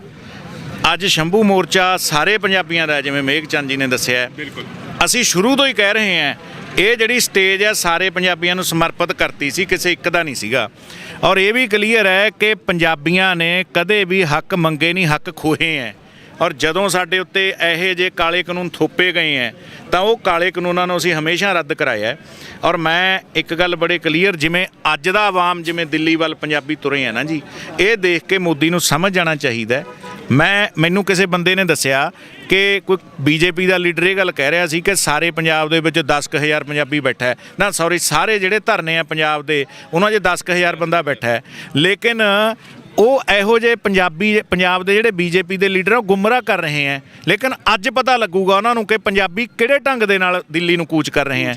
ਇਹਦਾ ਰਾਤ ਦੇ 12 ਵਜੇ ਤੱਕ, ਕੱਲ੍ਹ ਤੱਕ ਜਦੋਂ ਨਾ ਜੀ ਇੱਕ ਨਾਰਾ ਲੱਗ ਜਾਂਦਾ ਕਿ ਚਲੋ ਚੱਲੀਏ, ਪੰਜਾਬੀ ਦਾ ਚਲੋ ਦੇ ਨਾਰੇ ਨਾਲ ਬਹੁਤ ਉੱਠਦੇ ਹਾਂ। ਅਸੀਂ ਤਾਂ ਹੁਣ ਵਿਹਲੇ ਹਾਂ, ਕਣਕਾਂ ਬੀਜ ਲੀਆਂ, ਪਾਣੀ ਪਰਮਾਤਮਾ ਨੇ ਦਿੱਤਾ, ਸੋ ਅਸੀਂ ਤਾਂ ਜਾ ਕੇ ਦਿੱਲੀ ਦੇ ਵਿੱਚ ਉਨੀ ਦੇਰ ਨਾ ਉੱਠੀਏ। ਮੇਰੀ ਕਿਸਾਨ ਯੂਨੀਅਨ ਨੂੰ ਵੀ ਬੇਨਤੀ ਹੈ, ਲੰਗਰ ਪਾਣੀ ਖੁੱਲ੍ਹਾ ਆ ਜਾਊਗਾ। ਆਲੇ ਦਾਲੇ ਬੈਠੀਏ ਦਿੱਲੀ ਦੇ, ਤੇ ਦਿੱਲੀ ਨੂੰ ਘੱਟੋ ਘੱਟ ਮਹਿਸੂਸ ਤਾਂ ਹੋਵੇ ਨਾ। ਜਿਵੇਂ ਝਾੜਵਾ ਸਾਹਿਬ ਨੇ ਕਿਹਾ, ਮੈਂ ਇੱਕ ਗੱਲ ਸ਼ਹਿਰੀਆਂ ਲਈ ਜ਼ਰੂਰ ਕਹਿਣਾ, ਜਿਹੜੇ ਸਾਡੇ ਸ਼ਹਿਰੀ ਸੱਜਣ ਹੈ, ਜੇ ਅਡਾਨੀ ਤੇ ਅੰਬਾਨੀ ਦੇ ਸਟੋਰ ਪੰਜਾਬ 'ਚ ਆ ਗਏ, ਜਿਹੜੀ ਕਿਸਾਨਾਂ ਵੱਲੋਂ ਉਗਾਈ ਹੋਈ ਦਾਲ ਹੈ ਉਹ ਅੱਜ ਦਾ 70-80 ਰੁਪਏ ਕਿਲੋ ਵਿਕਦੀ ਹੈ, ਲੇਕਿਨ ਇਹਨਾਂ ਨੇ ਸਟੋਰ ਕਰਕੇ ਉਹੀ ਚੀਜ਼ ਤੁਹਾਨੂੰ 250 ਰੁਪਏ ਕਿਲੋ ਦੇਣੀ ਹੈ। ਜਿਹੜਾ ਆਟਾ ਅੱਜ 20-25 ਰੁਪਏ ਕਿਲੋ ਮਿਲਦਾ ਹੈ, ਉਹੀ 100 ਰੁਪਏ ਕਿਲੋ ਦੇਣਗੇ। ਇਸ ਕਰਕੇ ਕਿਸਾਨ ਅੰਦੋਲਨ ਦੇ ਵਿੱਚ ਅੱਜ ਸ਼ਹਿਰੀਆਂ ਨੂੰ, ਵਪਾਰੀਆਂ ਨੂੰ, ਜਿਹੜੇ ਆਪਣੇ ਦੁਕਾਨਦਾਰ ਹੈ ਛੋਟੇ, ਉਹਨਾਂ ਨੂੰ, ਜਿਹੜੇ ਮੁਲਾਜ਼ਮ ਹੈ ਉਹਨਾਂ ਨੂੰ, ਇਸ ਅੰਦੋਲਨ ਦੇ ਵਿੱਚ ਸਾਰਿਆਂ ਨੂੰ ਕੁੱਦਣਾ ਚਾਹੀਦਾ। ਇਹ ਅੰਦੋਲਨ ਕਿਸੇ ਇੱਕ ਦਾ ਨਹੀਂ ਹੈਗਾ, ਇਹਦਾ ਸਾਰੀ ਮਨੁੱਖਤਾ ਦਾ, ਪੰਜਾਬੀਅਤ ਦਾ, ਸਾਰੀ ਮਨੁੱਖਤਾ ਦਾ ਅੰਦੋਲਨ ਹੈ। ਬਿਲਕੁਲ ਜੀ, ਇਸ ਨੂੰ ਹਰ ਧਰਮ, ਹਰ ਵਰਗ ਨੂੰ ਇਸ ਦੇ ਵਿੱਚ ਸ਼ਾਮਿਲ ਹੋਣਾ ਚਾਹੀਦਾ ਹੈ। ਤੇ ਦਿੱਲੀ ਜੋ ਵੀ ਪਹੁੰਚ ਰਹੇ ਨੇ, ਜਿੰਨੇ ਵੀ ਕਿਸਾਨ ਜਥੇਬੰਦੀਆਂ ਦਿੱਲੀ ਪਹੁੰਚਣਗੀਆਂ, ਉਹਨਾਂ ਨੂੰ ਵੀ ਇੱਕ ਹੋਰ ਬੇਨਤੀ ਕਰਾਂਗੇ, ਕਿਉਂਕਿ ਅਸੀਂ ਆਪਣੀ ਨਾ ਈਗੋ ਤੇ ਬਹੁਤ ਛੇਤੀ ਲੈ ਲੈਂਦੇ ਹਾਂ। ਬਾਦਲਾਂ ਨੇ ਜਿੰਨਾ ਮਰਜ਼ੀ ਸਾਡੇ ਨਾਲ ਮਾੜਾ ਕੀਤਾ ਹੋਵੇ, ਹਰ ਕੋਈ ਜਾਣਦਾ ਹੈ। ਮਨਜਿੰਦਰ ਸਿੰਘ ਸਿਰਸਾ ਦਾ 2 ਦਿਨ ਪਹਿਲਾਂ ਇਹ ਬਿਆਨ ਆਇਆ ਸੀ ਕਿ ਜਿੰਨੀਆਂ ਵੀ ਕਿਸਾਨ ਜਥੇਬੰਦੀਆਂ ਦਿੱਲੀ ਪਹੁੰਚ ਰਹੀਆਂ ਨੇ, ਮੋਰਚਾ ਜਦੋਂ ਤੱਕ ਵੀ ਲੱਗਿਆ DSGMC ਵੱਲੋਂ ਲੰਗਰ ਪੂਰਾ ਦਾ ਪੂਰਾ ਉਹਨਾਂ ਵੱਲੋਂ ਤਿਆਰ ਕਰਕੇ ਪਹੁੰਚਾਇਆ ਜਾਵੇਗਾ। ਤਾਂ ਉੱਥੇ ਇਹੀ ਗੱਲ ਮੈਂ ਕਹਾਂਗਾ ਕਿ ਤੁਸੀਂ ਜ਼ਰੂਰੀ ਨਹੀਂ ਹੈ ਵੀ ਇਹ ਕਹੋ ਕਿ ਬਾਦਲਾਂ ਵੱਲੋਂ ਕਿਹਾ ਗਿਆ, ਕਿਉਂਕਿ ਉਹਨੇ ਬੜੀ ਕਲੀਅਰਲੀ ਕਿਹਾ ਕਿ ਸੁਖਬੀਰ ਜੀ ਨੇ, ਉਹਨਾਂ ਨੇ ਹੁਕਮ ਕੀਤਾ ਹੈ। ਸੁਖਬੀਰ ਹੁਕਮ ਕਰਨ ਵਾਲਾ ਕੋਈ ਨਹੀਂ ਹੁੰਦਾ। ਗੁਰੂ ਦੀ ਗੋਲਕ ਦਾ ਪੈਸਾ ਆ ਉਹ, ਆਮ ਆਵਾਮ ਦਾ ਪੈਸਾ ਆ ਉਹ। ਮਨਜਿੰਦਰ ਸਿੰਘ ਸਿਰਸਾ ਉਸ ਦਾ ਕੁਛ ਨਹੀਂ ਲੱਗਦਾ। ਉਹਨੇ ਸਿਰਫ ਤੇ ਸਿਰਫ ਲੰਗਰ ਤੁਹਾਡੇ ਤੱਕ ਪਹੁੰਚਦਾ ਕਰਨਾ ਆ, ਗੁਰੂ ਘਰ ਤੋਂ ਲੰਗਰ ਆਉਣਾ ਆ। ਜੇਕਰ ਗੁਰੂ ਘਰਾਂ ਤੋਂ ਅਕਾਲੀ ਦਲ ਦੀਆਂ ਰੈਲੀਆਂ ਦੇ ਵਿੱਚ ਲੰਗਰ ਜਾ ਸਕਦਾ ਆ, ਤਾਂ ਜੇਕਰ ਮੋਰਚਿਆਂ ਦੇ ਉੱਤੇ ਸਾਡੇ ਕਿਸਾਨ ਜਾ ਕੇ ਬੈਠੇ ਹੋਏ ਨੇ, ਜੇਕਰ ਦਿੱਲੀ ਮੋਰਚਾ ਲੱਗਦਾ ਹੈ, ਉੱਥੇ ਲੰਗਰ ਜਾਂਦਾ ਹੈ, ਤਾਂ ਸਾਨੂੰ ਹੱਸ ਕੇ ਐਕਸੈਪਟ ਕਰਨਾ ਚਾਹੀਦਾ ਹੈ। ਉੱਥੇ ਇਹ ਨਹੀਂ ਦੇਖਣਾ ਚਾਹੀਦਾ ਕਿ ਸੁਖਬੀਰ ਨੇ ਕਿਹਾ ਜਾਂ ਮਨਜਿੰਦਰ ਸਿੰਘ ਸਿਰਸੇ ਨੇ ਕਿਹਾ, ਕਿਉਂਕਿ ਸਾਡੇ ਗੁਰੂ ਦੇ ਘਰ ਦੇ ਵਿੱਚੋਂ ਹੋ ਆ ਰਿਹਾ ਹੈ, ਗੁਰੂ ਦੀ ਗੋਲਕ ਦੇ ਵਿੱਚੋਂ ਹੋ ਆ ਰਿਹਾ ਹੈ, ਕਿਸੇ ਦੀ ਜੇਬ ਚੋਂ ਨਹੀਂ ਆ ਰਿਹਾ। ਕਿਉਂਕਿ ਇਹ ਉਹ ਨੇ ਜਿਹਨਾਂ ਦੀ ਔਕਾਤ ਨਹੀਂ ਹੈ ਆਮ ਆਵਾਮ ਤੇ ਜੇਬ ਦੇ ਵਿੱਚੋਂ ਇੱਕ ਧੇਲਾ ਵੀ ਖਰਚ ਕਰ ਦੇਣ। ਆਪਣੀ ਆਯਾਸ਼ੀ ਵਾਸਤੇ ਇਹ ਲੱਖਾਂ ਰੁਪਏ ਰੋੜ ਸਕਦੇ ਨੇ। ਨਾਲੇ ਸੈਣੀ ਸਾਹਿਬ, ਕਰਤਾਰ ਸਿੰਘ ਝੱਬਰ ਬਣ ਕੇ, ਜਿਵੇਂ ਆਪਾਂ ਨੇ ਇੱਥੇ ਪਹਿਲਾਂ ਕਰਤਾਰ ਸਿੰਘ ਝੱਬਰ ਨੇ ਮਹੰਤਾਂ ਤੋਂ ਕਬਜ਼ਾ ਲਿਆ ਸੀ, ਇਹ ਵੀ ਤਾਂ ਮਹੰਤੇ ਆ ਜਿਹੜੇ ਦਿੱਲੀ 'ਚ ਬੈਠੇ ਆ। ਇਹ ਗੁਰਦੁਆਰੇ ਸੰਗਤ ਦੇ ਆ। ਇਹ ਕੌਣ ਹੁੰਦੇ ਆ ਸਾਨੂੰ ਲੰਗਰ ਦੇਣ ਵਾਲੇ? ਸੰਗਤ ਗੁਰੂ ਘਰਾਂ ਦੇ ਵਿੱਚ ਜਾਵੇ, ਲੰਗਰ ਪਕਾਵੇ, ਜਿਵੇਂ ਮੋਦੀ ਤੋਂ। ਨਾਲੇ ਜਿਹੜਾ ਮਨਜਿੰਦਰ ਸਿੰਘ ਸਰਸਾ ਹੈ, ਉਹ ਤਾਂ BJP ਦਾ MLA ਆ ਮੌਕੇ ਦਾ। ਮਨਜਿੰਦਰ ਸਿੰਘ ਸਰਸਾ, ਮੈਂ ਸੰਗਤ ਨੂੰ ਤੁਹਾਡੇ ਮਾਧਿਅਮ ਨਾਲ ਦੱਸਣਾ ਚਾਹੁੰਦਾ, ਕਈ ਵਾਰੀ ਆਪਾਂ ਭੁੱਲ ਜਾਂਦੇ ਆ, ਹੁਣ ਮੌਜੂਦਾ ਉਹ BJP ਦਾ MLA ਹੈ। ਸੋ ਇਸ ਕਰਕੇ ਉਹਦਾ ਭਾਰਤੀ ਜਨਤਾ ਪਾਰਟੀ ਦਾ ਟਾਊਟ ਹੈ। ਭਾਰਤੀ ਜਨਤਾ ਪਾਰਟੀ ਦੇ ਜ਼ਰੀਏ ਉਹ ਅਕਾਲੀ ਦਲ ਬਾਦਲ ਦੀ ਨੁਮਾਇੰਦਗੀ ਕਰ ਰਿਹਾ ਹੈ। ਸੋ ਇਹ ਲਿੰਕ ਦਾ ਟੁੱਟਣਾ ਹੀ ਨਹੀਂ ਕਦੇ ਬਾਦਲਾਂ ਦਾ ਤੇ BJP ਦਾ। ਚੱਬੜ ਸਾਹਿਬ, ਗੱਲ ਤਾਂ ਉਹੀ ਹੈ ਨਾ, ਕਹਿੰਦੇ ਨਾ ਡੁੱਬੀ ਤਾਂ ਜੇ ਸਾਹ ਨਹੀਂ ਆਇਆ। ਜਦ ਤੱਕ ਇਹੋ ਜਿਹੇ ਮਸੰਦ ਜੇਕਰ ਨਾ ਹੁੰਦੇ ਸਿੱਖ ਕੌਮ ਦੇ ਵਿੱਚ, ਜਾਂ ਕਹਿੰਦੇ ਪੰਜਾਬ ਦੀ ਗੰਦੀ ਸਿਆਸਤ ਦੇ ਵਿੱਚ, ਤਾਂ ਸ਼ਾਇਦ ਸਾਨੂੰ ਅੱਜ ਇਹ ਦਿਨ ਦੇਖਣੇ ਨਾ ਪੈਂਦੇ, ਇਹ ਮੋਰਚੇ ਲਾਣੇ ਨਾ ਪੈਂਦੇ। ਖੈਰ, ਇਹ ਜਿਹੜਾ ਕਿਸਾਨ ਯੂਨੀਅਨ ਦਾ ਨਾ ਜੀ, ਗਰਮ ਕਰਕੇ ਕੜਾਹਾ ਤੇਲ ਦਾ ਕਿਸਾਨ ਯੂਨੀਅਨ ਦੇ ਅੰਦੋਲਨ ਦਾ ਅਸੀਂ ਖੜਾ ਕਰ ਲਿਆ। ਇਹਦੇ ਵਿੱਚ ਸਾਰੇ ਮਸੰਦ ਹੁਣ ਇਸ ਅੰਦੋਲਨ ਦੇ ਵਿੱਚ ਪਾ ਕੇ ਸੜ ਜਾਣੇ ਆ, ਤੁਹਾਡੇ ਸਾਹਮਣੇ ਸਾੜਨੇ ਆ। ਕੋਈ ਗੱਲ ਨਹੀਂ ਜੀ, ਦੇਖਦੇ ਆ ਕਿੰਨੇ ਕੀ ਸੜਦੇ। ਇੱਧਰੋਂ ਵੀ ਤੁਸੀਂ ਕੁਝ ਕਹਿਣਾ ਚਾਹੁੰਦੇ ਹੋ? ਹਾਂਜੀ, ਬੋਲੋ ਜੀ। ਮੈਂ ਇਹੀ ਕਹਿਣਾ ਚਾਹੁੰਦਾ ਜੀ, ਪਿਛਲੇ ਤਕਰੀਬਨ 73 ਸਾਲਾਂ ਤੋਂ ਇਹਨਾਂ ਲੋਕਾਂ ਨੇ ਸਾਨੂੰ ਹਿੰਦੂ ਸਿੱਖ 'ਚ ਵੰਡ ਕੇ, ਜਾਤਾਂ ਧਰਮਾਂ 'ਚ ਵੰਡ ਕੇ ਸਾਡੀਆਂ ਵੋਟਾਂ ਪੱਕੀਆਂ ਕਰੀਆਂ ਨੇ। ਹੋਰ ਸਾਡਾ ਕੁਛ ਇਹਨਾਂ ਨੇ ਭਲਾ ਨਹੀਂ ਕੀਤਾ, ਕੋਈ ਲੋਕਾਂ ਦਾ ਭਲਾ ਨਹੀਂ ਕੀਤਾ। ਤੁਸੀਂ ਇਹ ਦੇਖੋ ਵੀ ਜਿਹੜੀਆਂ ਸਰਕਾਰਾਂ ਹਸਪਤਾਲ ਬਣਨ ਦੇ, ਹਸਪਤਾਲਾਂ ਵਾਲਿਆਂ ਕੋਲੋਂ ਪੈਸੇ ਲੈਂਦੀਆਂ ਨੇ, ਉਹ ਸਾਡਾ ਕਿੱਥੋਂ ਭਲਾ ਕਰ ਦੇਣਗੀਆਂ। ਮੇਰੀ ਸਾਰੇ ਪੰਜਾਬ ਵਾਸੀਆਂ ਨੂੰ ਇਹੀ ਇੱਕ ਅਪੀਲ ਹੈ ਕਿ ਤੁਸੀਂ ਸਾਰੇ ਇਕੱਠੇ ਹੋ ਕੇ ਇਹਨਾਂ ਜਾਤਾਂ ਧਰਮਾਂ ਤੋਂ ਬਾਹਰ ਨਿਕਲ ਕੇ ਇਹਨਾਂ ਲੋਕਾਂ ਨੂੰ, ਜਿਨ੍ਹਾਂ ਨੇ ਤੁਹਾਡੇ 73 ਸਾਲ ਦੇ ਆਪਣੇ ਤੁਹਾਡੇ ਪੱਕੀ ਵੋਟ ਬੈਂਕ ਬਣਾ ਰੱਖਿਆ, ਕਹਿੰਦੇ ਵੀ ਜਿਹੜਾ ਤਾਂ ਸਿੱਖ ਹੈ ਉਹ ਅਕਾਲੀਆਂ ਦਾ ਹੈ, ਜਿਹੜਾ ਹਿੰਦੂ ਹੈ ਉਹ ਕਾਂਗਰਸੀਆਂ ਦਾ ਹੈ। ਜਿੰਨਾ ਚਿਰ ਅਸੀਂ ਇਸ ਵਿੱਚੋਂ ਬਾਹਰ ਨਹੀਂ ਨਿਕਲਦੇ, ਇਹਨਾਂ ਦੇ ਇਸ ਚੱਕਰ ਦੇ ਵਿੱਚੋਂ ਬਾਹਰ ਨਹੀਂ ਨਿਕਲਦੇ, ਉਹਨਾਂ 'ਚ ਪੰਜਾਬ ਇਸ ਤਰ੍ਹਾਂ ਹੀ ਪਿਸਦਾ ਰਹੂਗਾ ਔਰ ਅਸੀਂ ਲੋਕ ਇਸ ਤਰ੍ਹਾਂ ਹੀ ਤਕਲੀਫਾਂ ਦੇ ਵਿੱਚ ਮਰਦੇ ਰਹਾਂਗੇ। ਸਾਨੂੰ ਇਹਨਾਂ ਤੋਂ ਜੀ ਛਡਾਉਣ ਵਾਸਤੇ ਜਿਹੜੇ ਸਾਡੇ ਗਲ 'ਚ ਜੰਜਾਲ ਪਾਇਆ ਇਹਨਾਂ ਨੇ, ਜਿਹੜਾ ਇਹਨਾਂ ਲੋਕਾਂ ਨੇ ਸਾਡੇ ਗਲ ਦੇ ਵਿੱਚ ਰੱਸੇ ਪਾ ਰੱਖੇ ਨੇ, ਪੱਕੇ ਵੋਟਰ ਬਣਾ ਕੇ ਪਾ ਰੱਖੇ ਨੇ, ਜਿੰਨਾ ਚਿਰ ਅਸੀਂ ਉਹ ਨਹੀਂ ਕੱਢਦੇ ਅਸੀਂ ਪੰਜਾਬ ਦਾ ਭਲਾ ਨਹੀਂ ਕਰ ਸਕਦੇ। ਪੰਜਾਬ ਦਾ ਭਲਾ ਕਰਨ ਲਈ ਸਾਨੂੰ ਇਹਨਾਂ ਦੇ ਚੱਕਰਾਂ 'ਚੋਂ, ਇਹਨਾਂ ਦੇ ਚੰਗੂਲਾਂ 'ਚੋਂ ਬਾਹਰ ਨਿਕਲਣਾ ਪਊਗਾ। ਧੰਨਵਾਦ ਜੀ। ਬਿਲਕੁਲ ਜੀ, ਇਹਨਾਂ ਦੇ ਚੰਗਲ ਦੇ ਵਿੱਚੋਂ ਸਾਨੂੰ ਬਾਹਰ ਨਿਕਲਣਾ ਪਏਗਾ। ਪੱਕੇ ਵੋਟਰ ਜਿਹੜੇ ਅਕਾਲੀ ਭਾਜਪਾ ਨੇ ਜਾਂ ਕਾਂਗਰਸ ਨੇ ਬਣਾਏ ਹੋਏ ਨੇ, ਉਹਨਾਂ ਨੂੰ ਅੱਜ ਸਮਝਣਾ ਪੈਣਾ ਹੈ ਕਿ ਅੱਜ ਤੱਕ ਇਹ ਸਾਨੂੰ ਅੱਖਾਂ 'ਚ ਘੱਟਾ ਪਾ ਕੇ ਵੇਚਦੇ ਆਏ ਨੇ, ਚਾਹੇ ਤਰੀਕਾ ਕੋਈ ਵੀ ਹੋਵੇ, ਝੂਠੀ ਮੈਨੀਫੈਸਟੋ ਦਿਖਾਉਣ ਦਾ ਹੋਵੇ, ਹੱਥ 'ਚ ਗੁਟਕਾ ਫੜ ਕੇ ਗੁਰਬਾਣੀ ਦੀ ਸਹੁੰ ਖਾਣ ਦਾ ਹੋਵੇ, ਜਾਂ ਧੰਨ ਸ਼੍ਰੀ ਗੁਰੂ ਗ੍ਰੰਥ ਸਾਹਿਬ ਜੀ ਦੀਆਂ ਬੇਅਦਬੀਆਂ ਕਰਵਾ ਕੇ ਲੋਕਾਂ ਨੂੰ ਲੜਾਉਣ ਦਾ ਹੋਵੇ ਤੇ ਵੋਟਾਂ ਬਟੋਰਨ ਦਾ ਹੋਵੇ, ਸੌਦਾ ਸਾਧ ਨੂੰ ਮਾਫੀ ਦਿਵਾਉਣ ਦਾ ਹੋਵੇ, ਜਾਂ ਪੰਜ ਪਿਆਰਿਆਂ ਨੂੰ ਤਲਬ ਕਰਨ ਦਾ ਹੋਵੇ, ਜਾਂ ਅਕਾਲ ਤਖਤ ਦਾ ਜਥੇਦਾਰ ਹੀ ਰਾਤੋਂ ਰਾਤ ਹਟਾਉਣ ਦਾ ਹੋਵੇ। ਇਹ ਉਹ ਗੱਲਾਂ ਨੇ ਜਿਹੜੀਆਂ ਅਗਰ ਤੁਸੀਂ ਅੱਜ ਵੀ ਨਾ ਸੋਚੀਆਂ ਤਾਂ ਇਹ ਯਾਦ ਰੱਖਣਾ ਕਿ ਤੁਹਾਡੀਆਂ ਆਉਣ ਵਾਲੀਆਂ ਪੀੜ੍ਹੀਆਂ, ਆਉਣ ਵਾਲੀਆਂ ਪਨੀਰੀਆਂ ਨੂੰ ਤੁਸੀਂ ਆਪ ਹੀ ਜਵਾਬ ਦੇਣ ਜੋਗੇ ਨਹੀਂ ਰਹਿਣਗੇ। ਤੇ ਅੰਤ ਦੇ ਵਿੱਚ ਇਹੀ ਕਹਿਣਾ ਚਾਹਾਂਗਾ, ਜੇਕਰ ਵਾਕਈ ਹੀ ਤੁਸੀਂ ਪੰਜਾਬੀਅਤ ਤੇ ਪੰਜਾਬੀਅਤ ਨੂੰ ਪਿਆਰ ਕਰਦੇ ਹੋ, ਜੇਕਰ ਵਾਕਈ ਹੀ ਚਾਹੁੰਦੇ ਹੋ ਕਿ ਪੰਜਾਬ ਹੁਣ ਸੁੱਖ ਦਾ ਸਾਹ ਲਵੇ, ਤਰੱਕੀਆਂ ਵੱਲ ਜਾਵੇ, ਤਾਂ 2022 ਦੀਆਂ ਚੋਣਾਂ ਵਿੱਚ ਆਪਣੀ ਵੋਟ ਭੁਗਤਾਉਣ ਤੋਂ ਪਹਿਲਾਂ ਇੱਕ ਵਾਰ ਜ਼ਰੂਰ ਨਜ਼ਰ ਮਾਰ ਲੈਣਾ ਕਿ ਜਿਸ ਨੁਮਾਇੰਦੇ ਦੇ ਹੱਕ ਵਿੱਚ ਤੁਸੀਂ ਵੋਟ ਭੁਗਤਾਉਣ ਜਾ ਰਹੇ ਹੋ ਉਹ ਅਕਾਲੀ ਭਾਜਪਾ ਜਾਂ ਕਾਂਗਰਸ ਦੇ ਨਾਲ ਦੂਰ ਦੂਰ ਤੱਕ ਕੋਈ ਰਿਸ਼ਤਾ ਤਾਂ ਨਹੀਂ ਰੱਖਦਾ, ਕਿਉਂਕਿ ਇਹਨਾਂ ਦੇ ਬੇੜੀਆਂ 'ਚ ਬਹੁਤ ਬੱਟੇ ਪਾਏ ਨੇ।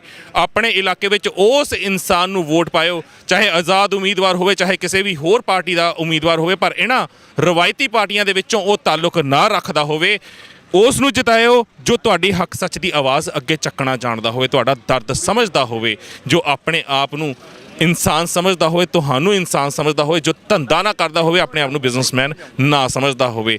ਜੇਕਰ ਇਹ ਸੋਚ ਕੇ ਤੁਸੀਂ 2022 ਦੀਆਂ ਚੋਣਾਂ ਵਿੱਚ ਆਪਣੀ ਵੋਟ ਭੁਗਤਾਈ ਤਾਂ ਮੈਂ ਇਹ ਦਾਅਵੇ ਨਾਲ ਕਹਿਣਾ ਆ ਕਿ 2022 ਦੀਆਂ ਚੋਣਾਂ ਤੋਂ ਬਾਅਦ ਤੁਹਾਡੇ ਹੱਕ ਵੀ ਤੁਹਾਨੂੰ ਮਿਲਣਗੇ, ਬੰਦੀ ਸਿੰਘਾਂ ਦੀ ਰਿਹਾਈ ਵੀ ਹੋਊਗੀ, ਬੇਅਦਬੀਆਂ ਦੇ ਦੋਸ਼ੀਆਂ ਨੂੰ ਸਜ਼ਾਵਾਂ ਵੀ ਮਿਲਣਗੀਆਂ, ਤੇ ਜਿਹੜੀਆਂ ਚੀਜ਼ਾਂ ਵਾਸਤੇ ਅਸੀਂ ਰੋਨੇ ਪਏ ਆ, ਮੋਰਚੇ ਲਾਣੇ ਪਏ ਆ, ਬੇਸ਼ੱਕ ਗੱਲ SYL ਦੀ ਹੋਵੇ, ਪੰਜਾਬ ਦੇ ਪਾਣੀਆਂ ਦੇ ਹੱਕ ਦੀ ਹੋਵੇ, ਜਾਂ ਪੰਜਾਬ ਦੀ ਨੌਜਵਾਨੀ ਦਾ ਹੁੰਦਾ ਘਾਣ ਦੀ ਹੋਵੇ, ਹਰ ਚੀਜ਼ ਉਦੋਂ ਹੀ ਮੁਕਾਈ ਜਾਵੇਗੀ ਜਦੋਂ ਹੱਕ ਸੱਚ ਦੇ ਨਾਲ ਤੁਸੀਂ ਆਪਣੀ ਵੋਟ ਭੁਗਤਾਓਗੇ। ਉਮੀਦ ਕਰਦਾ ਇਹਨਾਂ ਗੱਲਾਂ ਵੱਲ ਤੁਸੀਂ ਜ਼ਰੂਰ ਧਿਆਨ ਦਿਓਗੇ ਤੇ ਜਾਗਦੀਆਂ ਜ਼ਮੀਰਾਂ ਨਾਲ ਆਪਣੀ ਵੋਟ ਭੁਗਤਾਓਗੇ, ਰਵਾਇਤੀ ਪਾਰਟੀਆਂ ਨੂੰ ਖੂੰਜੇ ਲਾ ਕੇ। ਇੰਨੀਆਂ ਕੀ ਬੇਨਤੀਆਂ ਪ੍ਰਵਾਨ ਕਰਨਾ, ਵੱਧ ਘੱਟ ਬੋਲਿਆ ਗਿਆ ਹੋਵੇ ਹੱਥ ਬੰਨ ਕੇ ਮਾਫੀ ਹੈ ਜੀ। ਪ੍ਰੋਗਰਾਮ ਚੰਗਾ ਲੱਗਿਆ ਹੋਵੇ ਲਾਈਕ ਤੇ ਸ਼ੇਅਰ ਜ਼ਰੂਰ ਕਰਨਾ, ਬਾਕੀ ਆਪਣੀਆਂ ਭਾਵਨਾਵਾਂ ਤਾਂ ਥੱਲੇ ਤੁਸੀਂ ਕਮੈਂਟਸ ਦੇ ਵਿੱਚ ਵਿਅਕਤ ਕਰ ਹੀ ਸਕਦੇ ਹੋ। ਦਿਓ ਇਜਾਜ਼ਤ, ਬੁਲਾਓ ਫਤਿਹ ਜੀ। ਵਾਹਿਗੁਰੂ ਜੀ ਕਾ ਖਾਲਸਾ, ਵਾਹਿਗੁਰੂ ਜੀ ਕੀ ਫਤਿਹ।